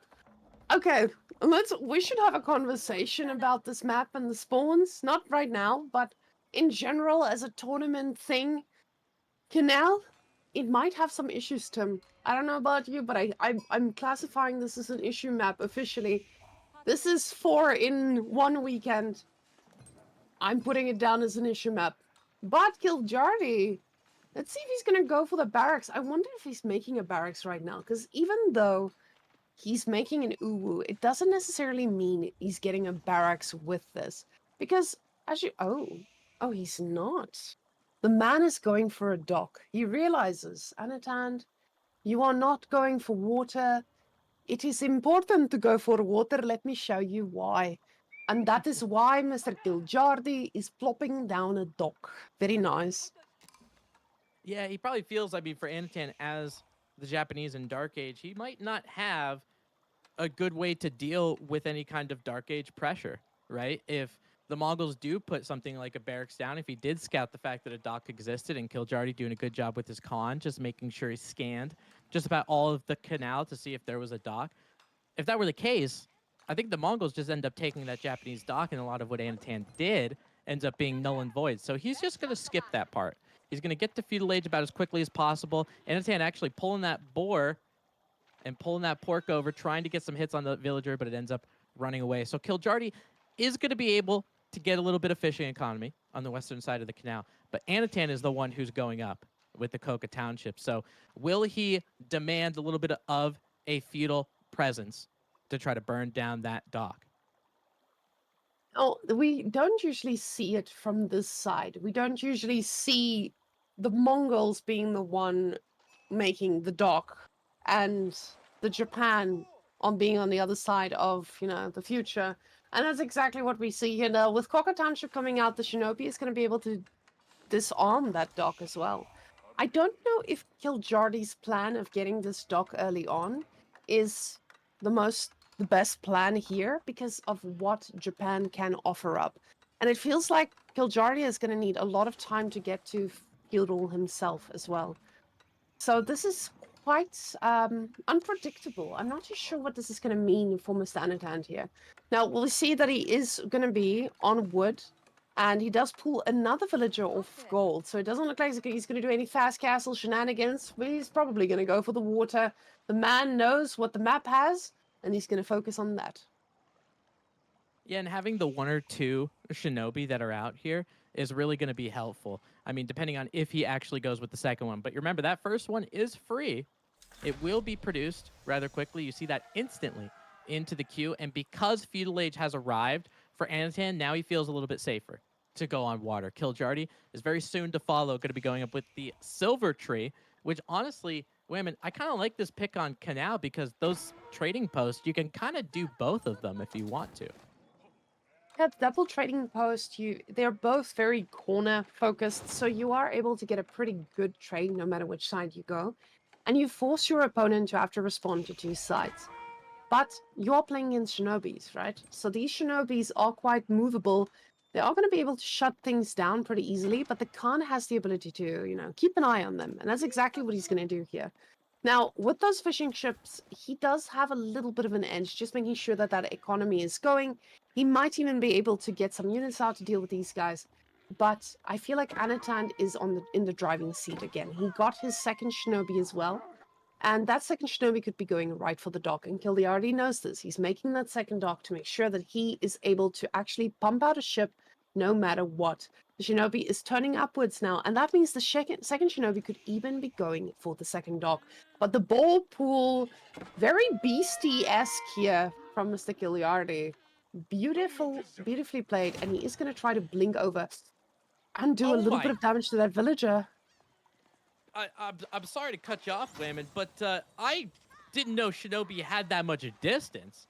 Oh my God! Put him in the long jump in track and field. I want to see Japan win the gold medal when that Shinobi starts jumping a long distance. That second Shinobi does a little bit of a sabotage on that southern dock. This is kind of a problem for Kiljardi. He's got one dock. He does have Silver Tree, but he can instantly and continuously sabotage this dock with those couple shinobi that are there, and he's going to continue. Hopefully, he ends up continuing getting a couple more just to get that sabotage. But Kiljardi, he can't make any Navy units. And the problem is that Navy presence is just going to be dominated by one simple galley. This is not something that required a lot of investment. It's a singular ship that's going to be able to control this whole river. Now you can see both those shinobis firing down at this dock. Another sabotage coming through. But now with the stable in here, we're seeing the double Kashik play, and this is probably the best move he could make because those things actually need an answer and shinobis are not it. But it feels like Anatand has the ability to find an answer for these boys. Now, if he's going to go for these shinobis, that might be a good play to try and get this dock to produce something. But honestly, Anatand is in an amazing position. Oh yeah, I mean like because of the navy that he has, right, with the aeroship and the springald ship, if those Keshiks and those archers try to go out to try to take down the shinobi, they might be effective in doing so, but it's going to come at the cost of maybe their lives in order to do it. So Anatan is going to continue to push the offensive, trying to make sure that there's not a lot of chaos around that dock. He just wants that to go down rather smoothly, and it looks like he will be able to. Got pretty fortuitous when it comes to the gold spawn because I don't think for that aeroship, I don't think Anatan can reach that. Yeah, the problem is once the ships get into those corners, nothing gets by. Or even if they do, they go by and they're very injured. That is not a very powerful ship when it comes to taking melee hits, though. Kiljardi does not want to waste any time. He's going to go and use those horses to actually get some work done. But that Springald ship is doing amazing hits. And the question is, does he? No, he doesn't reach. He realizes, hey, I might have to back down. But let's go see what those horses are going to try to find. We do see double dock here from Mr. Anatand. Now, he's going to be able to capitalize on all these fish, which is probably going to put Giliardi at a very big disadvantage. The trade hasn't been spotted so far. Otherwise, I feel like we would have seen a little bit more movement here. And it might not be for long, though. Now, I mean, let's not forget for Anatan. I mean, I understand he has those docks and he's able to make fishing ships out of it, but you do have to protect them. You know, if Kiljardi's going into some feudal age units, he's adding some Keshiks, he's adding some archers. Maybe he's making a play to either take the docks down or try to get offensive in feudal age at a time when Anatan is trying to do a little bit. He's trying to get his boom on, right? He's trying to get fishing boats. He's trying to get some food going. So if Kiljardi can maintain the pressure, make it so it's difficult for him to do that, maybe it ends up losing or winning those docks. Might not necessarily matter. He does get one shinobi, and as far as worker kills, I don't think he's gotten any out of that, but that shinobi's pretty expensive. Shinobis are a big pickup, but these Keshiks need to be careful, and I think one of them will go down. Yeah, that's a very big pickup here for Anatan. Losing a Keshik like this when you are already on the back foot is going to be so dire, and the trade got spotted. So this is going to slowly start becoming harder and harder. Anatan knows about the trade, and he's going to need to go and respond to this. But how many traders do we see over here? Cal, could you quickly show us how many traders he's already dealing with? 3 traders. Okay, so the numbers are not looking too scary just yet. But with the horsemen now on Anatan's side, this will start to become a little bit harder. And you know, this is what I feel like the Mongolians are actually really good at doing. I mean, he did get those 2-time Keshik productions, so he had 4 that just ended up popping out. But because he was able to stay offensive and do some raids over on Anatan's gold, it just means that that Kiljardi trade went off without a hitch. And now, Springled Ship and Arrow Ship trying to get a little offensive against Kiljardi at the end of this canal. That outpost just too strong. Lots of bonus damage that goes onto those ships, so it proves to be a problem. Anatan hopefully is going to be able to break out a little bit, right? Hopefully with the boats, he's going to be able to get a lot of food, make a lot of units, or try to get to castle and end it, but he's got to do something so this trade just doesn't spiral out of control. And another shinobi going down. It might not seem like a lot, but Kiljardi is clawing his way back into this game as best he can. And he's still on the back foot. He's going to be on this back foot for a while, but he is slowly starting to do this damage. We see more and more horsemen coming out of Anatan here. And the Keshik's just constantly providing that layer of presence that he needs to be able to deal with. The archers, though, are being caught out now. And this is going to give Kiljardi the sign like, hey, he is committing to this. Maybe I do go for something else. I say, and he queues up more archers and more Keshiks. Yeah, and I mean, just pound for pound, obviously the Keshiks are going to take care of the horsemen, right? They don't necessarily get that bonus damage, but the horsemen aren't exactly that big melee dealing force like a knight or a Keshik is, right? So getting that little bit of vampirism that those Keshiks have, getting that extra HP with every hit, means those horsemen are even worse comparatively. So just making sure you get enough Keshiks is probably going to be helpful. Hitting that 2x button is going to be effective as well. And I think for Anatan, just because of the fact that he is feudal Japan, he is struggling just a little bit. You know, he's got horsemen, he's got spearmen, and a couple shinobi are helping him out, and I get that, but you don't making things like Yumi's really show the weakness of the Yumi Ashigaru, especially in feudal. With 4 base damage, it's difficult to get the presence of mind to actually make. Mm. And honestly, these trades going really, really well here for Kiljardi. A lot better than I expected. But these horsemen will be running into a lot of archers, and that's a lot of horsemen. These horsemen can shut them down. He needs to cancel that because that's a lot of wood going down as well. The Keshiks, they are in the zone, though, and it does look like they'll be able to provide some protection. The archers going to be able to stutter step as well, trying to get a little bit of damage here on the horses, but the Keshiks not in the right position here. They're just running back and forth, trying to go for some direction, but not sure where they're going themselves. And this is a massive pickup here for Anatan. Most of those archers going down, and the Keshiks doing their best, but this is a very, very expensive loss for him. Wow, he really sees that opportunity, taking down a lot of those archers. Anatan also knows a little bit of the weakness that Kiljardi has. Right now it's food because he's not on the water, right? So he's trying to take down where those berry bushes are. Kiljardi probably doesn't want to give up a little bit of resources to make pastures just because he'd rather be making units. And especially with all of those archers that end up going down, he has a singular archer on the battlefield right now. And Anatan has 10 spearmen with 3 in the queue. He's got no answer to it. and there is not going to be any answer you can pull out of thin air here. We can see he's barely producing anything. He's trying to get more archers here. These archers are in production queue, but it's just so close. The Keshiks are trying to take this fight against the Spearmen, but they know how bad this is. That shows you exactly in what position he is right now. They're going to pick up more of these traders as well. Okay, Khan has died. You guys know what that means. Khan dead, GG. And the poor trader won't live to see another drop-off with the horsemen chasing right behind. These Keshiks providing a little bit of that protection, but just losing those archers, putting this game on the back foot again. Oh, Kiliardi. Oh yeah, I mean those spearmen can just run around and do whatever the hell they want. Killjardy's trying to get more archers. He got 5, he's got 2 in the queue, and also going with some spearmen to try to help out against those horsemen. But I feel like for Anatan, obviously, he's been trying to disrupt this trade, and he's been pretty good at doing it. A lot of traders have gone down based on, how many fights that he's taken. And while at the same time, Anatan is just continuing to fish and make a lot of a food income. He's got 800 per minute.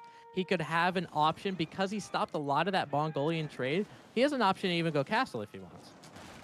And that might be the next way he's looking. He doesn't need to, though. He can just end the game right here. I don't think Giliardi is going to keep him hostage for too long. He's trying to find every bit of damage he can. He wants to try and charge, get that little bit of lifesteal, and get the Keshiks back up to their normal HP. But with the amount of units coming out of Anatan, this is going to be so hard to do. The Spearman, the Keshiks are going to run right into the Spearman if he looks away for even a second. The Ubu finally depleted. I see in chat as well, but the second one, he's right around there. Can go get a little bit more.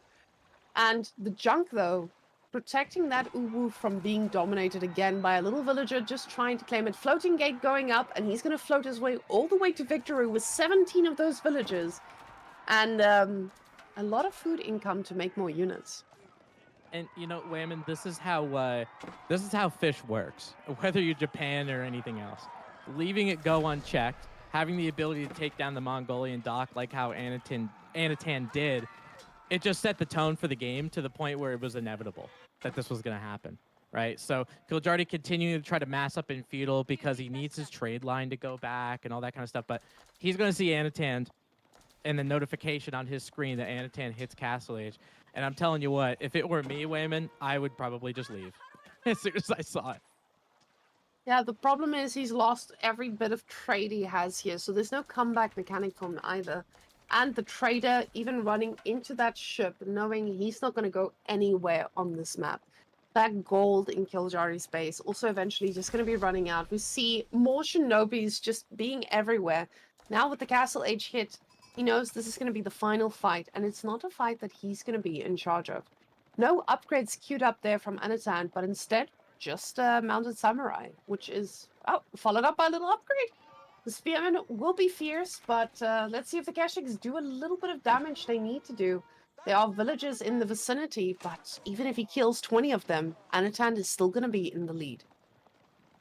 I mean, mounted samurai, that unit, it's insane, because of the ability to deflect, I know that Killjardy has a decent amount of spearmen. He's got 16, and Anatan continuing to try to push as many mounted samurai he can out on the battlefield. But just having those little bit and just being able to get them very quickly with the floating gate, those feudal age spearmen, I get that they're spearmen, but they're not that great.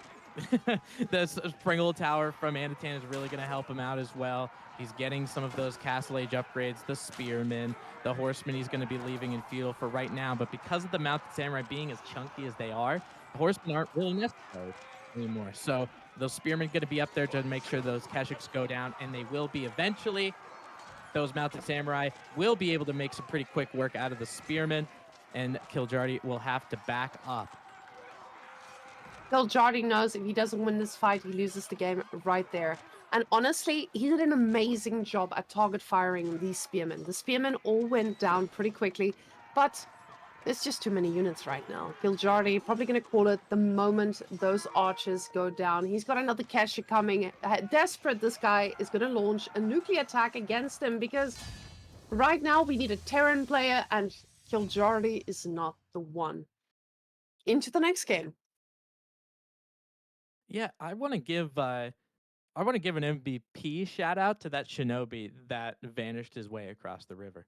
Um, I I honestly, from how many games I've seen on Canal, I've never seen that. I've never seen a shinobi being able to clearly pass over there to try to take down that dock and making sure that second one wasn't built. It was crazy. I know just the presence of mind for Anatan to do it is pretty wild. So taking that pivotal in game number 3, that 2-1 lead for Anatan. Now, not only is Kiljardi on the ropes, Team Beastie is on the ropes. Oh, definitely. The problem now gets to that point where Kiljardi might even be demotivated after that.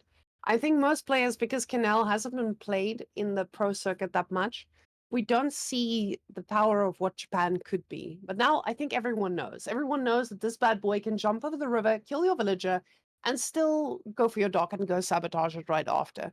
And that's probably what we're going to be seeing in the future on Canal again. We do have match point here, and honestly, I'm a little bit worried here because once you lose that momentum, it's so hard to come back. And I think Kiljardi being thrown off completely by that shinobi being able to teleport across the map, it's going to be quite hard to keep that smile and keep that posture into game 4.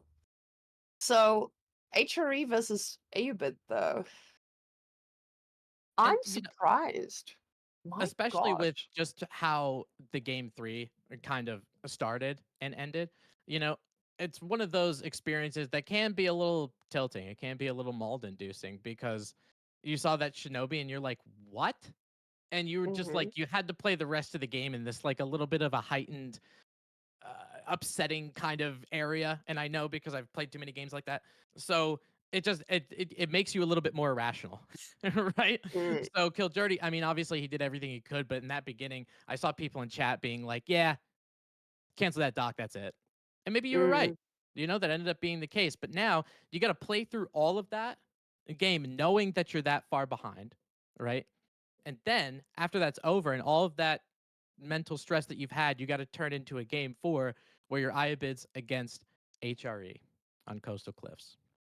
And earbuds, I feel like they are pretty good with HRE. They're able to respond to most of the things that HRE does. But HRE is HRE. And I know how most of you in Twitch chat also feel about HRE. So let's go see if this coastal cliffs is going to be the end of the road or end of the cliff here for Mr. Kiljardi. Can he take down the Anode Chad on HRE? I honestly don't like that chapel option we've got here anyway. So looking at the spawn though, this is not going to look like a very healthy chapel for the man. So Anatans, he's already got the chapel disadvantage, poor guy. He can't get a 9 out of 10 chapel. Let's see what Kiljardi does with that. But those resources are going to be quite ripe for the taking, especially the wood line when you are dealing with camels. Oh yeah, absolutely. And I think for the HRE2, there could be a potential. I know you talked about Aachen Chapel, maybe going for some fast castle kind of stuff. Is there an opportunity for feudal age play with the HRE? You know, when you go with that Aachen Chapel, there's a lot of extra gathering speed and a lot of resources to be gained. If you put it on a wood line, you're getting that sheep and that wood and all that kind of stuff. So you're able to print out a pretty impressive amount of units. Could Anatan take it to him if feudal be like, hey, this is my match point and I want to end this game before 10 minutes? Now, getting that end before 10 minutes will probably be a very, very big feat. Yeah. And would honestly not be surprised though. One thing we do know for a fact though, this is not going to be a 2TC play. I see questions in the chat. Where are the stones? This map spawns without that initial stone. You only get it on the outskirts of the base. It is on the second spawn point. So no crazy 2TC plays here at the beginning of the game. This is, I assume, to get players to fight each other a little bit earlier, making sure to dominate that field without giving them a chance to sit behind, boom, and make this a 50-minute game. I say as I could be jinxing it, and we might be sitting here for 50 minutes. So, yes. Why is the fish there? Because it looks gorgeous. You want to be able to look from that cliff as a scout and see those beautiful fish just swimming around, having a healthy ecosystem. The chapel, though, I'm Hmm. I'm as an HRE player, I know this is the best he could have done, ish, but it still hurts my heart. You know, it's pretty interesting because usually, we're watching the HRE place their Aachen Chapel, and you can kind of figure out what they're going to do because of the fact of where they placed it. Right? Mhm. Obviously, the reason why he puts the chapel there is because the gold was that important to him. The berries were that important to him as well. So, could be a potential to try to get there. I know Ayubid's fast castle is very fast. I know HRE fast castle is very fast as well. So, we'll see if you have the ability, our dervish is going to remain supreme, or with that prelate shouting his prayers, is he going to be quick enough to scoop up a couple relics? Yeah, the problem is, do you actually have anything that can shut down that very, very strong Castle Age timing from HRE? And getting the 3 villager boost is definitely going to help, but I don't know if you can even make enough units out of this. But the villagers are rallied onto wood, and it looks like that's exactly what Giljardi is going to do. He's going to try and make units in feudal and try to punish HRE for just existing. Yeah, I feel like when you are playing against HRE, that's a good thing to think. I personally like to punish the HRE just for existing. Now with that Aachen Chapel completed, 3 minutes 48 seconds, the prelate gets his megaphone, ladies and gentlemen, and will be shouting those prayers in a 6-tile radius, I believe. And we'll have the ability for Anatan to also get professional scouts.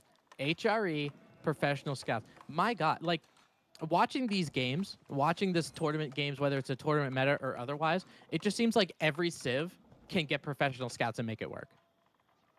HRE is definitely a civilization that will have a good time with this because it's not just about them getting professional scouts. They're going to be able to put this under the chapel and get very fast, very safe food very quickly. And now this may have looked to us like fast castle, but we see it's exactly the opposite. This is going to be feudal aggression with a lot of food. And we know how men at arms do in feudal age. Now, Aeobids, they will have a version of camel archers, right? So they will be able to handle it, but not the same way I think that Abbasid does. And you're talking about how fast the fast castles are. This castle might not be that fast because we were paused for 15 to 20 seconds, but now we're back. Hopefully, we get to that castle age as quickly as possible with that professional scouts now, with that scout coming in, because you're exactly right. The prelate obviously is going to have the ability to shout his prayers all over the place. And because of things like survival techniques, right? Because of things like the gathering speed from the villagers as well, those deer are going to get scooped up so quickly. And it could mean a little bit of an extra splash when it comes to Castle Age, because you're going to have safe food to make the Castle Age units that you want. And honestly, imagining HRE with unlimited food, it feels very scary. I don't think Anatan has anything to be worried about here. The moment those start arriving, he's going to be in a pretty good position. But we'll see if Giljardi is actually able to do something with that horseman and stop these deer from being gathered all around the map. So we do see a stable coming out here from HRE as well, and a barracks, but just scouts being made right now. Now the question is just, if he does send all these units out, is he going to be able to bring it back and bring them back safely so they can get to healed up and go for another round? Because that's the beauty of HRE. You can even just go around, raid, make sure that your opponent is at a disadvantage, and then bring them back for more. We see instantly Spearman being queued up as well, knowing that there are horses coming. He responds pretty well. Yeah, I mean, obviously you want to keep your scouts safe, so you're actually going to be able to get there. It's interesting because of the fact that because you're playing against the Ayubids, the fact that the Desert Raider exists, right? As Killjardy is going to use one horseman to try to get a little bit of a raid, but HRE Spearman going to have something to say about it. The Desert Raider, because they have the ability to go melee and do a little bit of bonus damage against horsemen, and have the ability to go in the archer form, so they're able to shoot down spearmen, it makes it kind of tricky for Anatan to get deer carcasses actually back. He does get that one, as you're going to see it dropped off. I'm not sure how many he's going to be able to pick up, though, at this time. The problem is he might be delayed for now, but his opponent has a lot of scouts, and those scouts can be going in 3 different directions. And every single time one of them make it through, that's going to be another bunch of horsemen that he gets to make. The deer are being killed right now, and trying to kill them suboptimally, but they're still going to be dead. Easy for the grabbing. And now with that stable, we see a horseman being made here from Mr. Anatan's side himself. Yeah, I think you kind of need to with that little bit of mobility, right? Having those horsemen around the battlefield, just making sure that you can move them around and get them to areas where you need to go because the points of interest just increased, right? You're talking about your opponent's base as obviously being one, but every deer pack ends up being a point of interest because of the fact that professional scouts is out there. He got rather fortuitous spawn for the deer packs. I mean, a couple of them obviously they're on the western side, but take a look at the supposed like home deer pack from Kiljardy, that second one. That's all the way down south. It almost looks closer to Anatan than Kiljardy. The problem for him is not having professional scouts himself. He's just leaving these guys to be able to be picked up. But Culture Wing being picked up now from Kiljardy, and we're going to be getting that fast castle here. The problem is Anatant has a lot of units, and they're just going to keep increasing because Anatant is HRE, and you have already a better economy. Now you have unlimited food slowly trickling in. And this is going to start becoming a lot scarier for Kiljardy the longer this goes. Anatan is just going to have too many units, and I don't think those camels are going to be enough to shut them down. They need to be running around this map, causing havoc. And right now, it feels like they're standing still, waiting to die.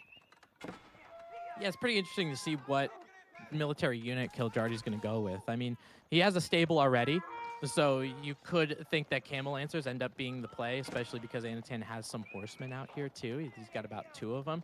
So it could be potential, but the thing of it is, these Camel Lancers, I mean, I get they do a little bit of unease from these horsemen. I understand that, but they're not going to do much in the way of bonus damage. They're not going to be able to handle spearmen all too well, whether feudal age or the opposite, and or castle age. And because of how many spearmen Anatan has, if he keeps his foot on the gas, it could mean a situation where Kiljardy does not have the ability to make the units he necessarily wants to. And now instead of those camel lancers, he sees how many spearmen are out here. He's making a couple barracks, and we're probably going to see some gulag. Having those gulams at this point of the game is going to be so valuable, and especially with the +1 coming in too. With that age up, it does give you time to do something like this, but now with those villagers, you can see them being pulled back there for a second. He knows this is going to get harder and harder, and the food is not on the safe side. We can see the villagers running away now because they know this is a ticking time bomb. In HRE, their units run pretty fast. The horses trying to charge in, trying to get a little bit of damage on these bad boys, but all of them get pulled off, and now that's 490 gold, and that's all he's got. So let's see if those gulams are going to be enough. H3 does come through. We do see nothing else though. Yeah, and you know what the difference is here? Somebody went pro scouts and somebody didn't. Because Kiljardy is trying to harvest a lot of the sheep that he has up here right in front of his base. After that goes out, that's the only safe food that's left, right? Somebody goes pro scouts, all of those deer end up coming back home, right next to your town center, right next to the Akan Chapel, which is what Antan did.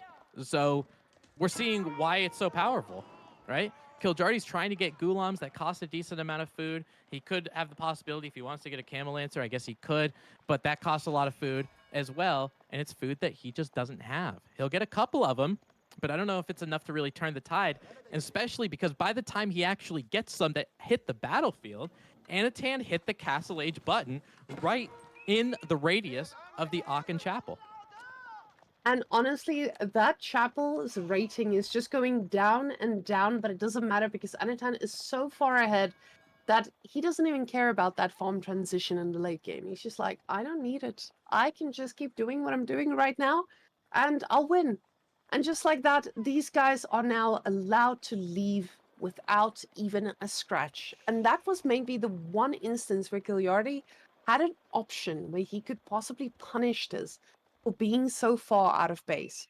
Now, these resources are back for the taking again, but I don't know if this is quick enough.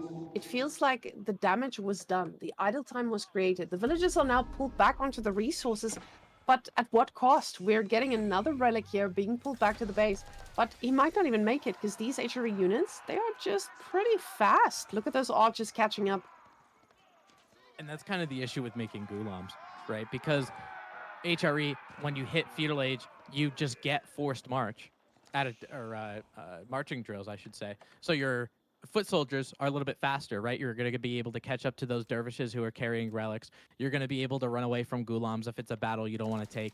And you're able to chase those Gulams as well because Anatan is starting to make crossbows. He's going to end up pushing them out there. Plus, with the HRE having two-handed weapons and having heavy maces that do damage to heavy units, Gulams are kind of tough to deal with. I can imagine Gulams are not going to be able to get to that big army mass of Anatan, though. So Gulams, while they are very tough to handle, when you are facing someone who has crossbows already and you have this insane archer mass too, and now I know, sure, you've only got 10, but you also have men-at-arms that have those double maces coming in a few moments. This is going to be so difficult for them. Those camels are trying to do as much as they can, trying to pick off any unit, but that's 32 army and a lot of idle time here from Giliardi. He doesn't have any opportunity to go for any more food, and the Gulams are doing pretty well for now, but the Mace boys have arrived, and they are going to make quick work of them. Yeah, that double tap from the Gulams was actually pretty handy. It was able to cut through maybe a little bit of that melee armor, but just because you attack twice, it's going to give you the opportunity to do that. Now Anatan's starting to bolster up those men-at-arm numbers, right? Because of those heavy maces, he's starting to bolster up his crossbowman numbers. And I think Anatan, I mean, I get that he has to make an army composition change, but it's going to have to be a pretty overwhelming change to do a lot of damage here. Oh, Giliardi is going to need to do a lot more than just make units. He's going to have to outplay this constantly because these boys, they're running into a very chunky army, though. And we now see that the archers are getting upgraded themselves. So I'm expecting to see a lot more of those coming out of... Actually, as we're looking at that queue, he may have gotten the upgrade for those 7 boys, but instead, he's just going to keep doubling down on those crossbows. And it makes sense. The Gulams are scary, and they are possibly that comeback mechanic. But the 3 relics here from Giliardi, actually a really good pickup for him here. He might get that 4th one to safety. The man is running with a stick, healing as much as he can, and he might make it through. I think he is. Oh my god. I think a lot of those units, those melee units, were kind of tripping over each other. and that proved to be a problem. Classic pathing of problems. But Kiljardi, with the army composition change previously alluded to, is going to be going with crossbowmen. Obviously, with those men-at-arms, those crossbowmen are going to be pretty effective. Kiljardi now 4 relics. And now with all of those fixed perfectly into that mosque, it's not about the gold that you're getting. It's about the gold that you are stopping the HRE from getting. A Regnant's Cathedral relic is really huge. 3-2 is a lot different than 4-1. Especially when HRE loves to just sit back, go for that Imperial Age, and just reinforce the whole base with relics. And this is kind of stopping them from having that ability to. The Camel's trying to get some damage done here on the back, and even though you idle the HRE economy, it is something that I don't think is going to be enough for him for these to pay off, because those were a lot of expensive camels to throw away. We are now 29-52, and the HRE army is knocking at your door. These Gulams taking a lot of damage here from the crossbows and the archers, but let's see if Giliardi can make magic happen with this army at the front here. Yeah, let's see if he has enough crossbowmen to deal with it. I mean, Anatan does have a decent amount that's going to rip through the Gulam, but the thing of it is, for these HRE men-at-arms, they're going to have the heavy maces to help rip through it too, right? So it's going to help for Kiljardi. He has to continue to kite, but because of those HRE units being a little bit faster, the kiting isn't as kiteable as it usually is. Now Gulam's kind of forced. They have to take this fight. They have to be on the front line, and they're going to go down pretty quickly. Military count 43-28.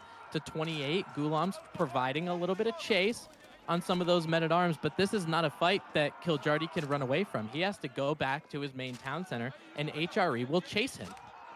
The problem is the town center is barely doing any damage to those frontliners, and the crossbow mass is so heavy here from Anatan. He's got 16 right now. And with his units dealing with armored units so easily, this is making it twice as hard. Now he is starting to get some camel lances as well, but camel lances might not even be the answer here because they'll just get one tap by this crossbow mass from Amatan, and he has a lot lying around. Now he's starting to make archers as well to deal with those crossbows himself. And now they're knocking at the door, and this is not something I think Giliardi has an answer for anytime soon. Yeah, we're gonna see how quickly, if he does go into it for how many crossbowmen he has, we'll see how quickly Anatan has in terms of getting an archer mass for it to matter, right? He's still providing some men-at-arms. Mostly it's crossbowmen, and he's looking for villagers to take down. You can see Gulam's protecting this town center over here on the western side. Anatan's very focused on trying to get that food, right? Where those berry patches are, both on the north and on the eastern side. He's looking for somewhere to go. Once he sees this town center, and he does, this is a problem. I don't know if, I think that's the only safe, quote unquote, for Kiljardi, this gold that's over here. And because of all of that heavy armor from those men-at-arms, you might be able to torch that down if he chooses to, but ends up walking in the other direction, going to bolster up that military count, and hopefully he can do that push that ends the game for him.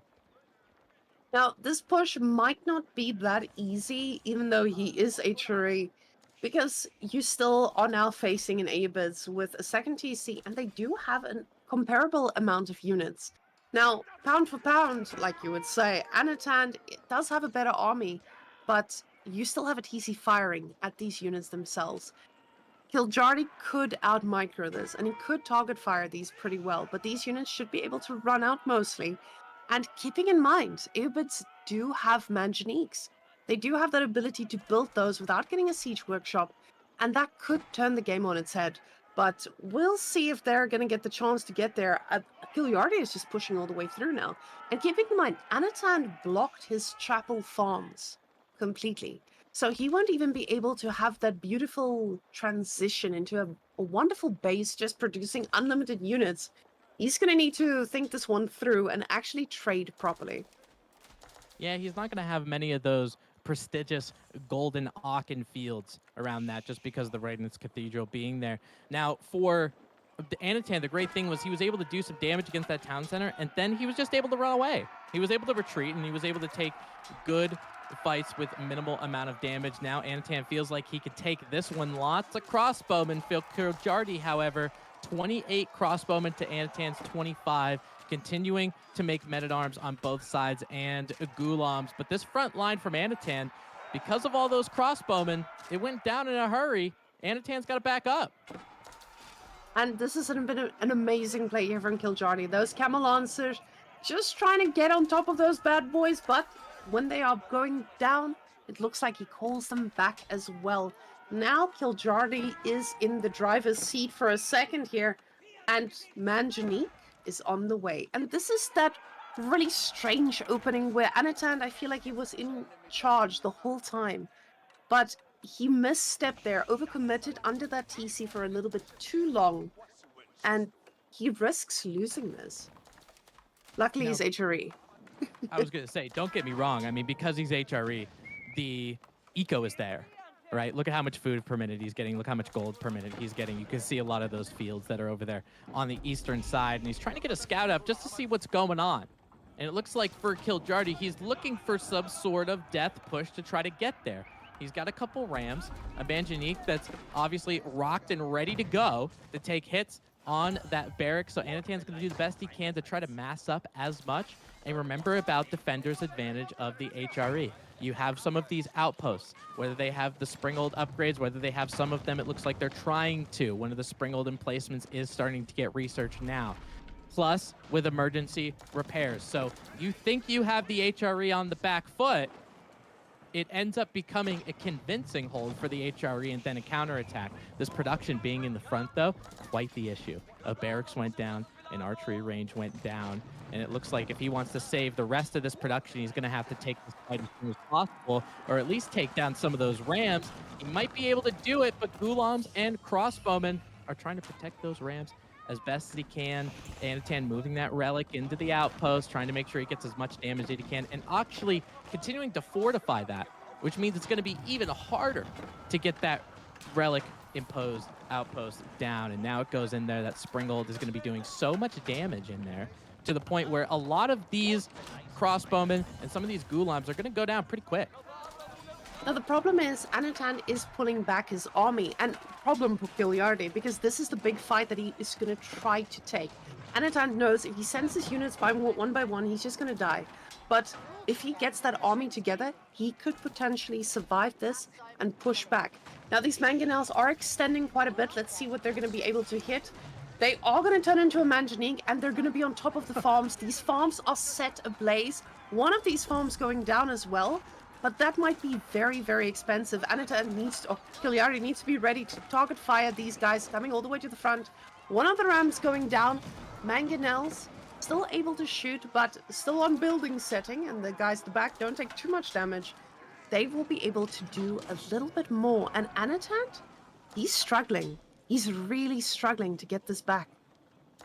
Now, don't get me wrong, Whamen, I know that Anatan is struggling. He lost some production. He has to repair his farms. I don't know how you use a hammer to repair farms, but HRE villagers can do it.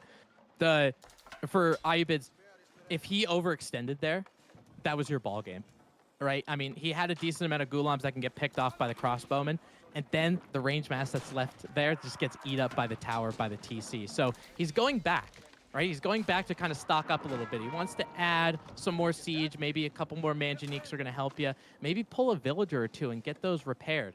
You're sitting on about 15 to 20% health for both of those manganiques, and you want them to do some damage. If they get picked off by something like a crossbow and mass, that could prove to be an issue. Villagers getting pulled over there on the western side for a little bit of a repair. And not only are you going to repair that, you are going to put a whopping keep in the face of the Holy Roman Empire. And that's exactly what happens. Kiljardi, oh my God, Whamen. Kiljardi's pulling the boys to get this keep up. This is a very optimistic keep, but it is the keep that could win in the game. It's also the keep that could lose in the game. He knows this. The Mangonel now ready, and he's going to try to push this out. He might lose a ton of villagers here, but that would be okay. He's on a second TC here. As long as he gets this up, this keep is going to be a pivotal part of this game. The keep is definitely going to make it today. And Anatant is in shambles right now. Those military masses are just decreasing. Villagers now inside firing back. And Kilyardi just perfectly target firing all these units that are looking at him in any funny way. Villagers are telling that poor little ram that he's not going to go too far, though. Manganiques, though, they're ready to burn everything in their vision. And that's it. We're going to go to a game 5. 12-12. Definitely not what either Beastyqt nor MarineLord had predicted. It looks like we are going to this pivotal game number 5. I can guarantee you, Whamen, this is going to be the very last game of this absolutely incredible neck and neck tournament. What? The last game? The I last still one. can't believe it. I can't believe we got to a point where it was 12-12. I know players have been smack talking one another, and yesterday I was quite worried. I was like, oh no, if one team is going to be 10-0, our day might be very short. Oh my god, and we're about to see my favorite matchup. I can hear that sigh from Cal. I know. I clicked on the link to see it's English versus English with a bang. Ladies and gentlemen, welcome to your ranked Q experience. With you today, Tim, hater of the English player, and Whamen, lover of the English versus English. And finally, we will know which civilization reigns supreme, and it is always going to be English. Oh my Very God. nice. God help me, please. The English mirror. Now, on mountain clearing, it might be a little bit of shenanigans going on. You know, I mean, don't get me wrong. Kiljardi is a very aggressive player. I don't want to metagame him too much because we've seen him be a little bit more passive. So now, the thing that has changed in the last while is people are not just white tower rushing the middle anymore. We're not just placing a Kremlin in the middle because it doesn't hit the same as it used to, because the siege changes, because of most of the way we're playing feudal to castle. Now, I expect there to be longbows. I don't expect to see any kings today, and that's okay. But now the question is, who's going to go for the ball? Who's going to be man enough to go for that boar and take down that piece of meat in the middle? Or are both these players just going to play it safe and wait for better days? Well, if it was anything but a mirror and we see English on one side and there's a different civ on the other side, the Hmm. boar ends up going the way of the English, right? Because you have short bows. You just pull those villagers over and get the boar, right? Hmm. So obviously you have an ability, maybe if you're HRE, get a prelate or whatever, that kind of heal. But because of the fact that English and the short bows exist for them, it usually ends Hmm. up going that way. But now you that side has short bows, right? That side has short bows. They're just gonna pew pew at each other.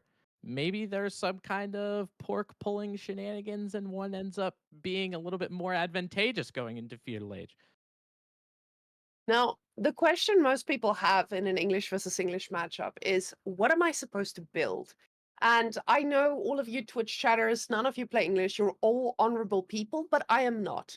Now, in an English versus English matchup, I think the most important is knowing exactly what your opponent is doing.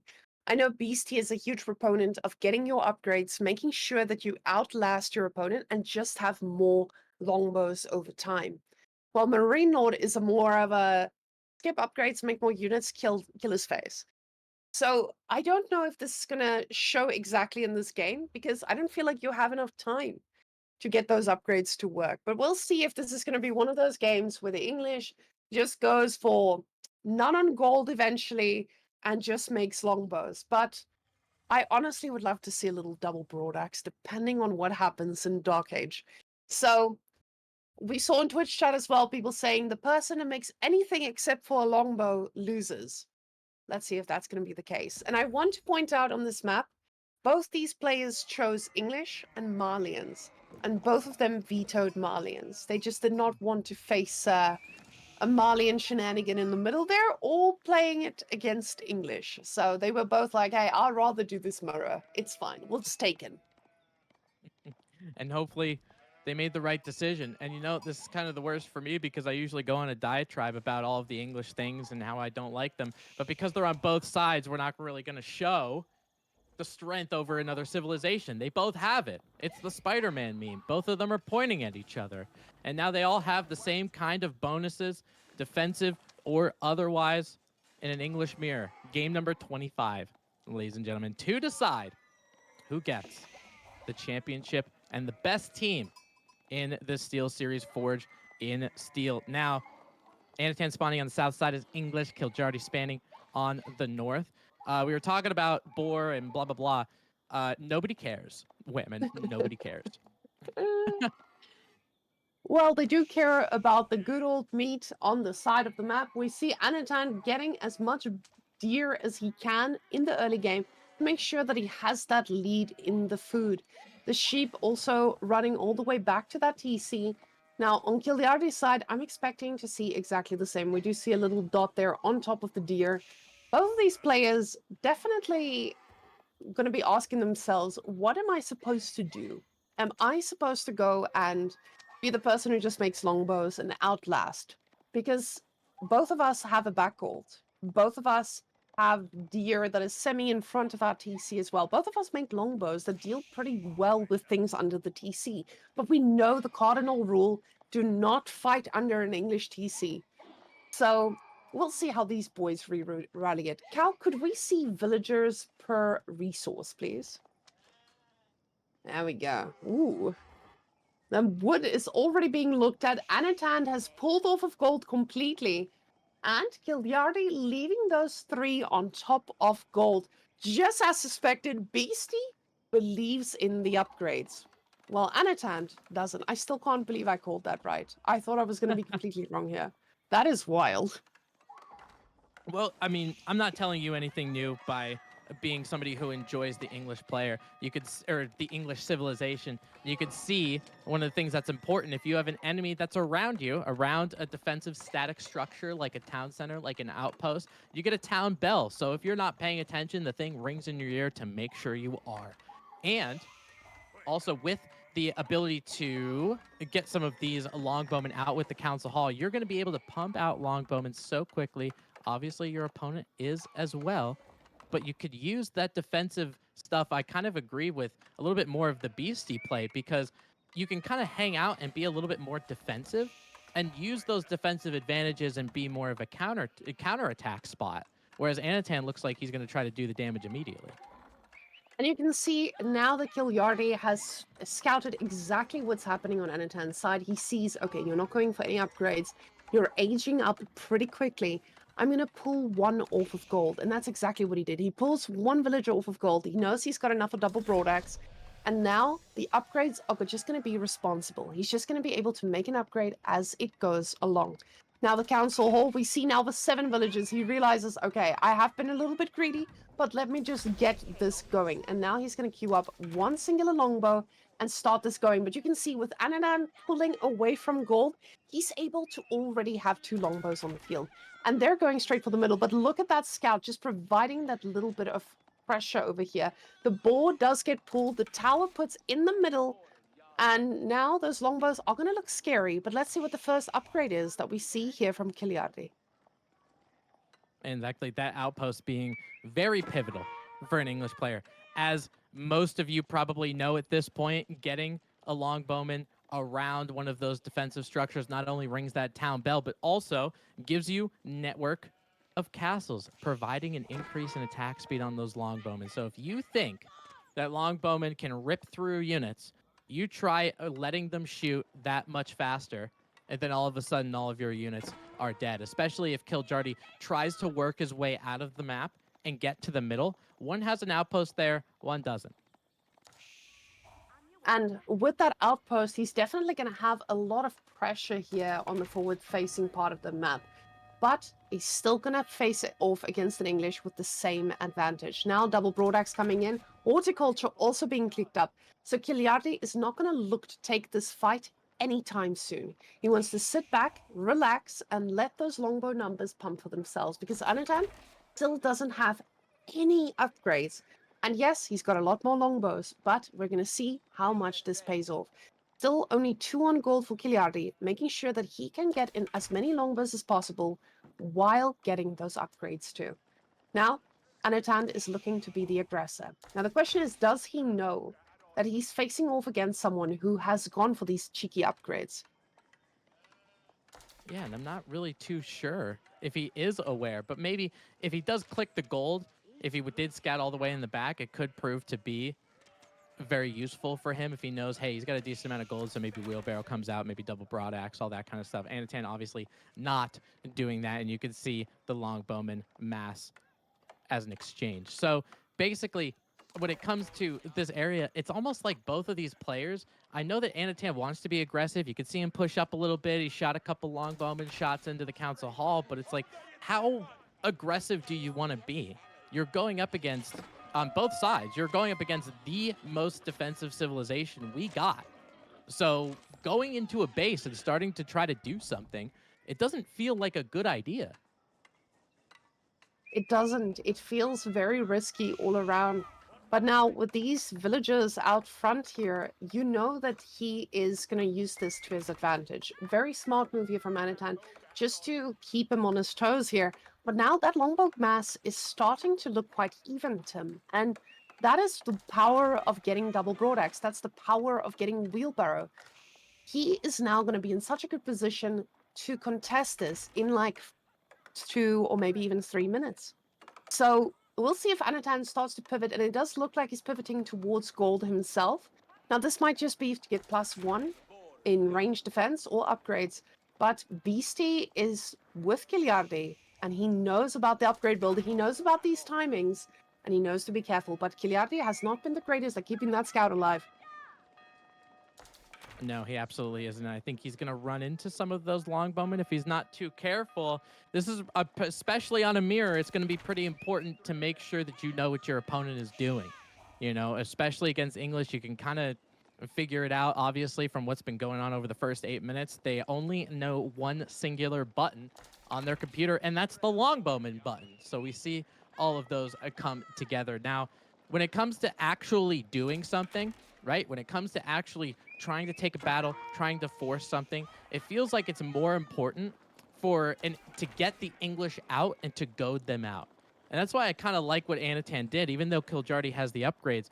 I kind of like what Anatan did in establishing the middle. If he gets that sacred site, it's going to force Kiljardy to come out of his base at a time when, obviously, this well also. English players don't want to do that.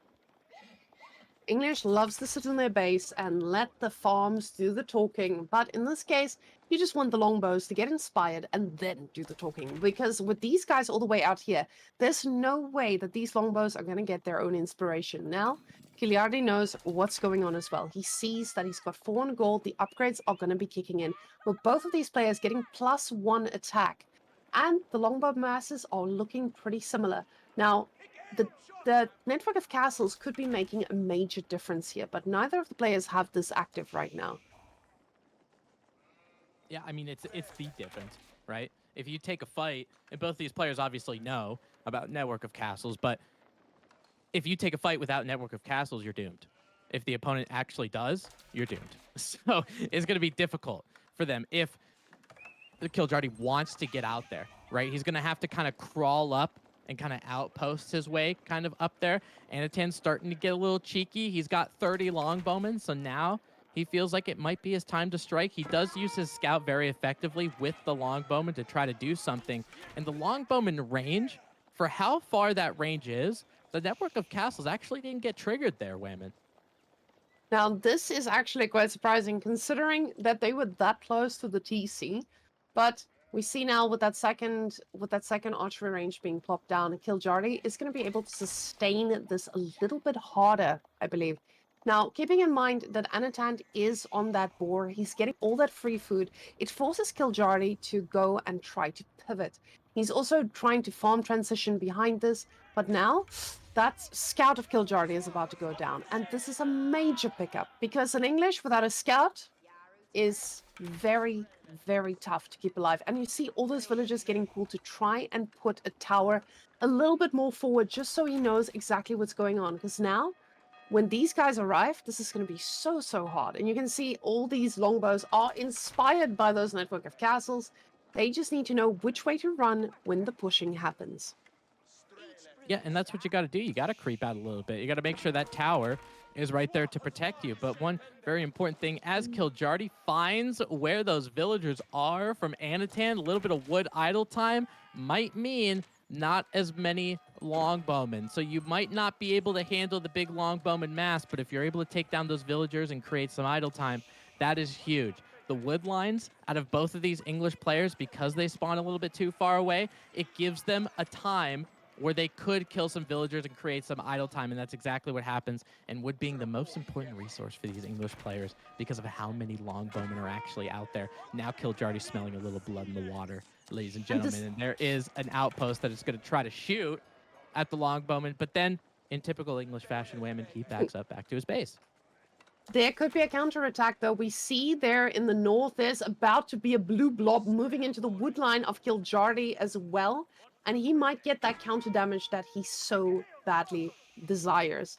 And Anatan, though, he's macroing up to castle, it seems. Both of these players, woo, and this is going to be a tough one because now that's a lot of longbows to lose. But if he loses more than 3 villagers, this is already going to be paid off for Mr. Anatan. We see these guys still keeping them busy, the villagers idle on both sides, and 2 of these longbows breaking off from the pack, just meaning that they're going to be so much more annoying a little bit later. Look at what Anatan does. He just splits off longbowmen in different various groups. These 3 longbowmen will sit and cower in the corner until those other longbowmen end up running away. Now, this wood line is still a little bit exposed from Kiljardy over there on the northeastern side. He got hit with some idle time at a pretty disadvantageous time. Anatan going to be able to hit that Castle Age button first. Goes up with the King's Palace. I know a lot of people were thinking about White Tower on the site, but he goes with King's Palace to get a little bit of an economic bonus. Whamen, what do you think about the pick?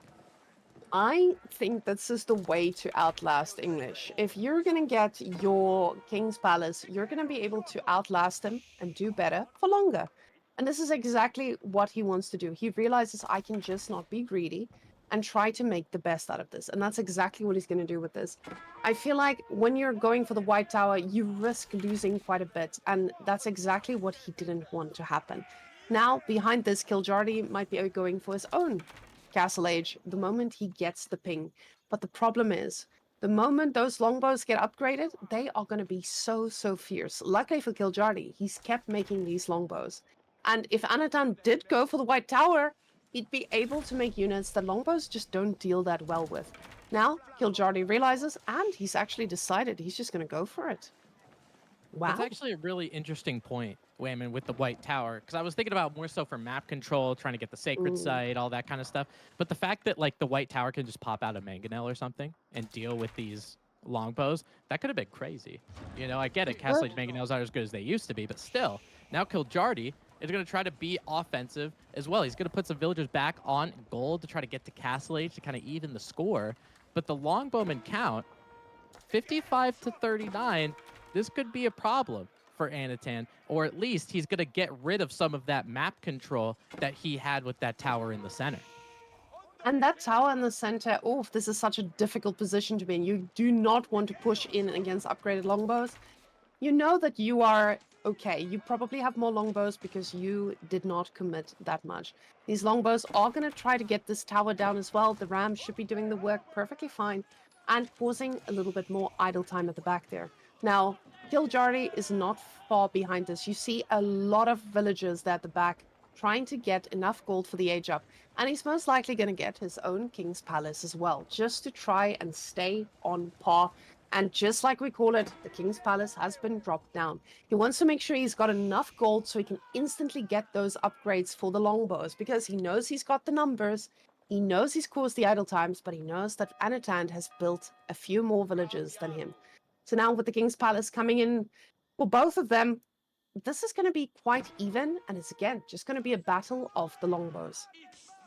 And I mean, the King's Palace is obviously going to be a good choice too, because you realize for both sides, both Anatan and Kiljardy, you only made longbows against each other.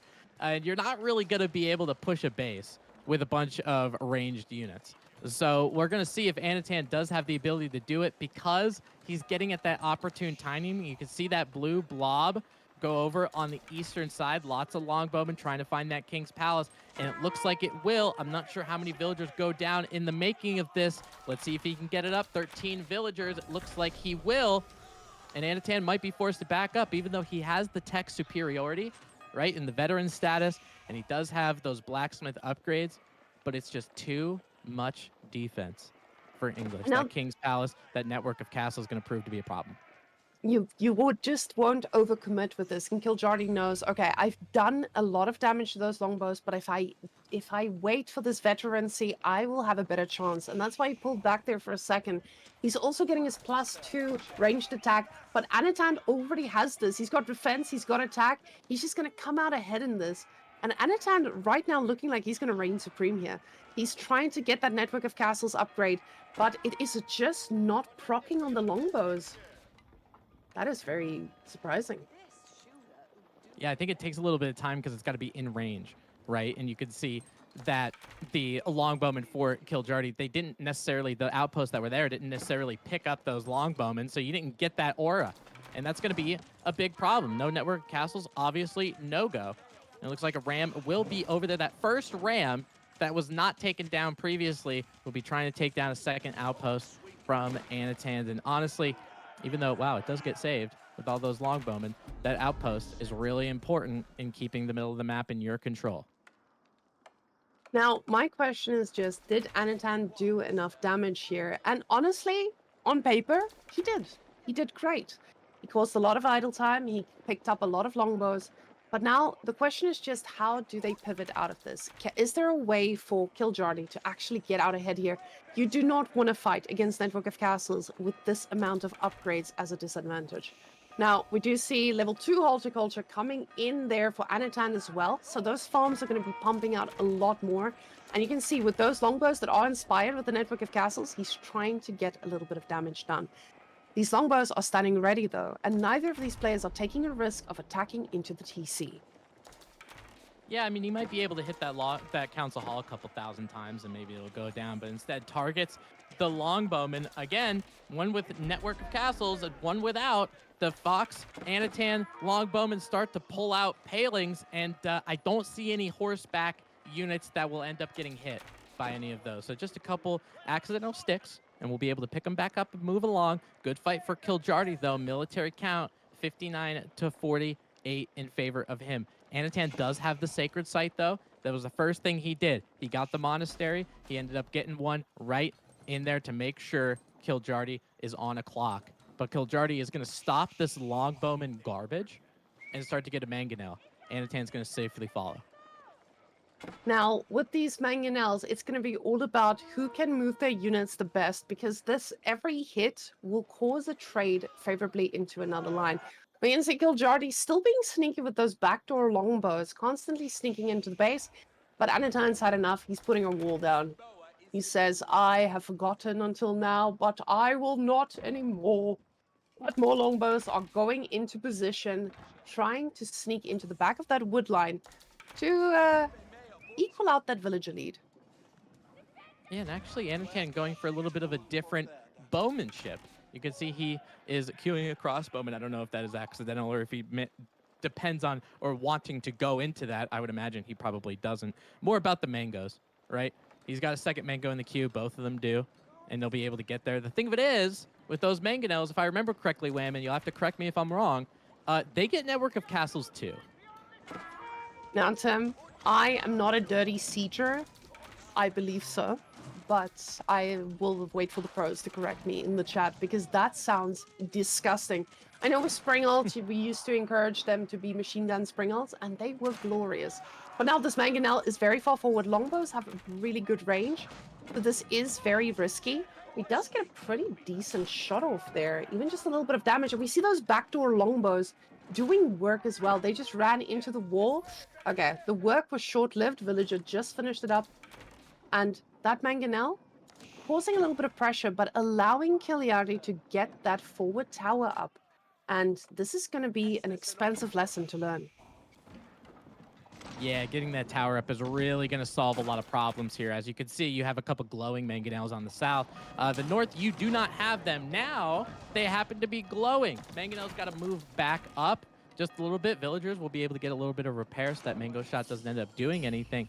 But it's still Kiljardy, even though he's creeping up with those outposts, he still has to be offensive against an English player with all of the defense, right? So because of the fact that that sacred site is there, it means he has the ability to do that. Now, with economic count, both of them relatively even. I think Anatan has had the majority for most of it. He's now going to be able to get, not only with a lot of longbows, he's going to be adding some men-at-arms as well. He's adding a trebuchet just to try to take down the outpost of Kiljardy. And if you take down that outpost, you take down your push. Now, the problem is that man-at-arms change that he's doing is going to be so powerful if the numbers allow. But it looks like he's pushing out just too early for those numbers to matter because 4 men-at-arms are not going to do that much against longbows. And you can see those longbows are taking care of them. That ram doing amazing work here on the front lines. The longbows trying to clean up as much as they can. Oof, Mangonel's taking a lot of damage, but they're trying to pull it back, and both of them will go down. Now, unfortunately, the network of castles did not boost those longbows in that last fight, but now the men-at-arms numbers are going to keep increasing. Another mangonel on the front lines, and depending on how well this hits, it's going to be quite hard because, again, no network of castles. I say as it gets the network of castles buff, and the longbows are wasting so many shots just trying to kill these men-at-arms. He's going to need to do a pivot of his own, and we see that to be crossbowmen. Yeah, it's really starting to pull apart some of those longbowman numbers as Kiljardy sitting on 32. Does have a couple mangonels and will take down a few villagers. Kiljardy finally taking the economic lead. Because of that, one important thing that I wanted to talk about in the previous fight, the trebuchet, the second hit from the English trebuchet of Anatan was supposed to hit the tower of Kiljardy, and it missed. Meaning that network of castles was up for a little bit longer, making so Kiljardy could get a little bit more offensive, but still didn't get the sacred site. Sacred victory continuing to tick down. We're at 5 minutes now. The food, the farm transition, pretty complete for Anatan and the ability to push men-at-arms. Now we're going to see a keep. And I'll tell you what, Whamen, now when that keep going up, if he does continue to get a little bit of stone, what's a little better than Network of Castles? Upgraded network of castles, that's what I can say. Oh, and That's he's going to exactly be right. able. He's going to be able to get that pretty uncontested, I would say, because of this Sacred Site timer. All the energy now from Kiljardy is going to be focused on taking care of this. Now, these villagers canceling that tower, we do get a blueprint bug, so we're always going to remember the tower that never was. But these guys are starting to move forward because he realizes I need to get pressure down on this. Even with him, oh, the mangonel, it could be so dire, but it does miss. These 4 mangonel at the front, they could be taking a lot of damage now. They do get pretty decent hits on the mangonels at the back here. Man-at-Arms quite scary. And one of these mangonels took a lot of damage here. Ooh, Treb tried to snipe that one weak mangonel. But look at this creep from Kiljardy. Look at these outpost creep. He's got one outpost there, he puts one by the berry bush, puts another one a little bit more forward, just to make sure he has 1 or 2 of them. Network of Citadels getting research. So if you thought Network of Castles is fast, you better not blink. So those longbowmen are gonna fire 5 arrows before you have time to wet your eyeballs. But 7 mangonels, that's going to be a very scary mass to handle. Anatan, though, doubling down on a lot of those longbows, but instead, look at these mangonels. There are so many of them. The trebuchet now taking a little bit of fire here. The villager right behind trying to repair. And keeping in mind, Kiljardy, he is making a lot of trebuchets. He should be able to push this one, but he doesn't have a beefy front line to actually tank and get rid of this sacred site. Yeah, I mean, the mangonels are doing a pretty decent amount of damage towards this keep. I mean, obviously, you get a little bit of a bonus. One ends up going down, and it looks like there's a trebuchet in the back as well. Kiljardy actually has 5 in order to try to take down this keep. So, Network of Citadels did get completed, right? But you spent a lot of resources to do it because you got a keep that's now probably about to go down. It's going to be trying to repair and will be going down. And now with the front, this is the first time Anatan, without an outpost, without a keep up there, he might have gotten that Citadel upgrade, but he doesn't have anything to really trigger it. The problem is that's 23 men-at-arms against you, and you do not have any semblance of a front line. Those mangonels are going to have to hit magical shots to make sure that this is worth it, because those men-at-arms can take a punch. The longbows trying their best to do work. Mangonels getting some very juicy shots off on the opposing mangonels, and they're going to need to get it at the back as well, but the mangonels don't trade perfectly. The longbows are able to clean up quite well. The crossbows trying to kite, but you can see the supply does not lie. Those trebuchets are not that worth it in a fight like this. The front line doing work. But now, if those villagers can get the tower up, it would provide a little bit more range, but with that army mass, you can see Anatan, his victory is written in stone. This is going to be a really hard thing for Kiljardy to decap. 2 minutes on the clock now, and Anatan is still very much in control of this fight. You can see that massive army now he's facing. He realizes this was just not enough. Yeah, and all of those longbowmen are start to take hits on those mangoes. We talked about having 7 mangonels. Now there's only 2 on the battlefield because those longbowmen were able to take good shots. And even though Kiljardy is backing up, you know, there's really heads-up play by Anatan, because even though these trebuchets, this orange English player is backing up, Anatan's not chasing him, right? He has a couple men-at-arms that are kind of making up that front line, but otherwise he's not chasing him, because that Sacred Site is what's actually going to win the game. That's the boost. That's the attack speed boost that you have. So anytime Kiljardy steps in to those Sacred Site areas, and it looks like he was trying to get a little bit of a decap, not going to be quite there. He's got a military count of about half of what Anatan has, and most likely Anatan's going to be able to defend this push as well. Mangonel's trying to get hits on the longbowmen, but the longbowmen are taking down their counter in the blink of an eye.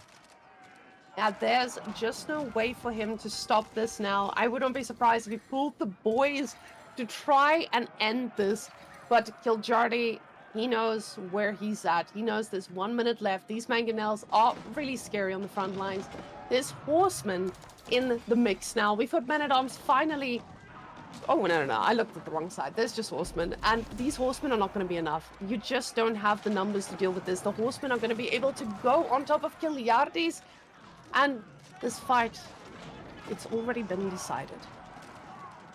Yeah, I mean the military mass isn't there, right? And Anatan doing perfect splits with those longbowmen, trying to make sure he didn't get a lot of damage hit from a lot of those rocks, and ended up not being very effective. Those mangonels were, and the longbowmen were able to take him out. Looks like the mangonels from the back end of Anatan have no counter behind them. Trebuchet's trying to maybe snipe them, but it's going to take a little bit of precision and geometry in order to figure that one out. And as Killjardy's trying to make these horsemen, he realizes that that is the end. He calls it.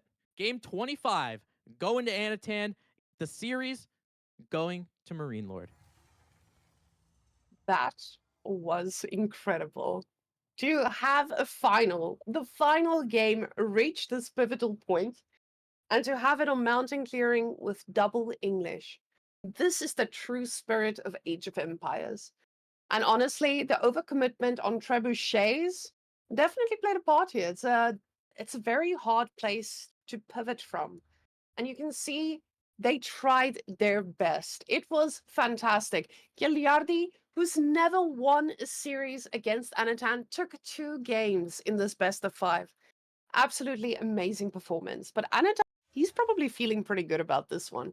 MarineLord making notes as he went along to make sure that he gets every note he needs for the next EGC tournament happening in a few weeks. But you guys can see with the resources gathered, that's a lot of food. That's a lot of food.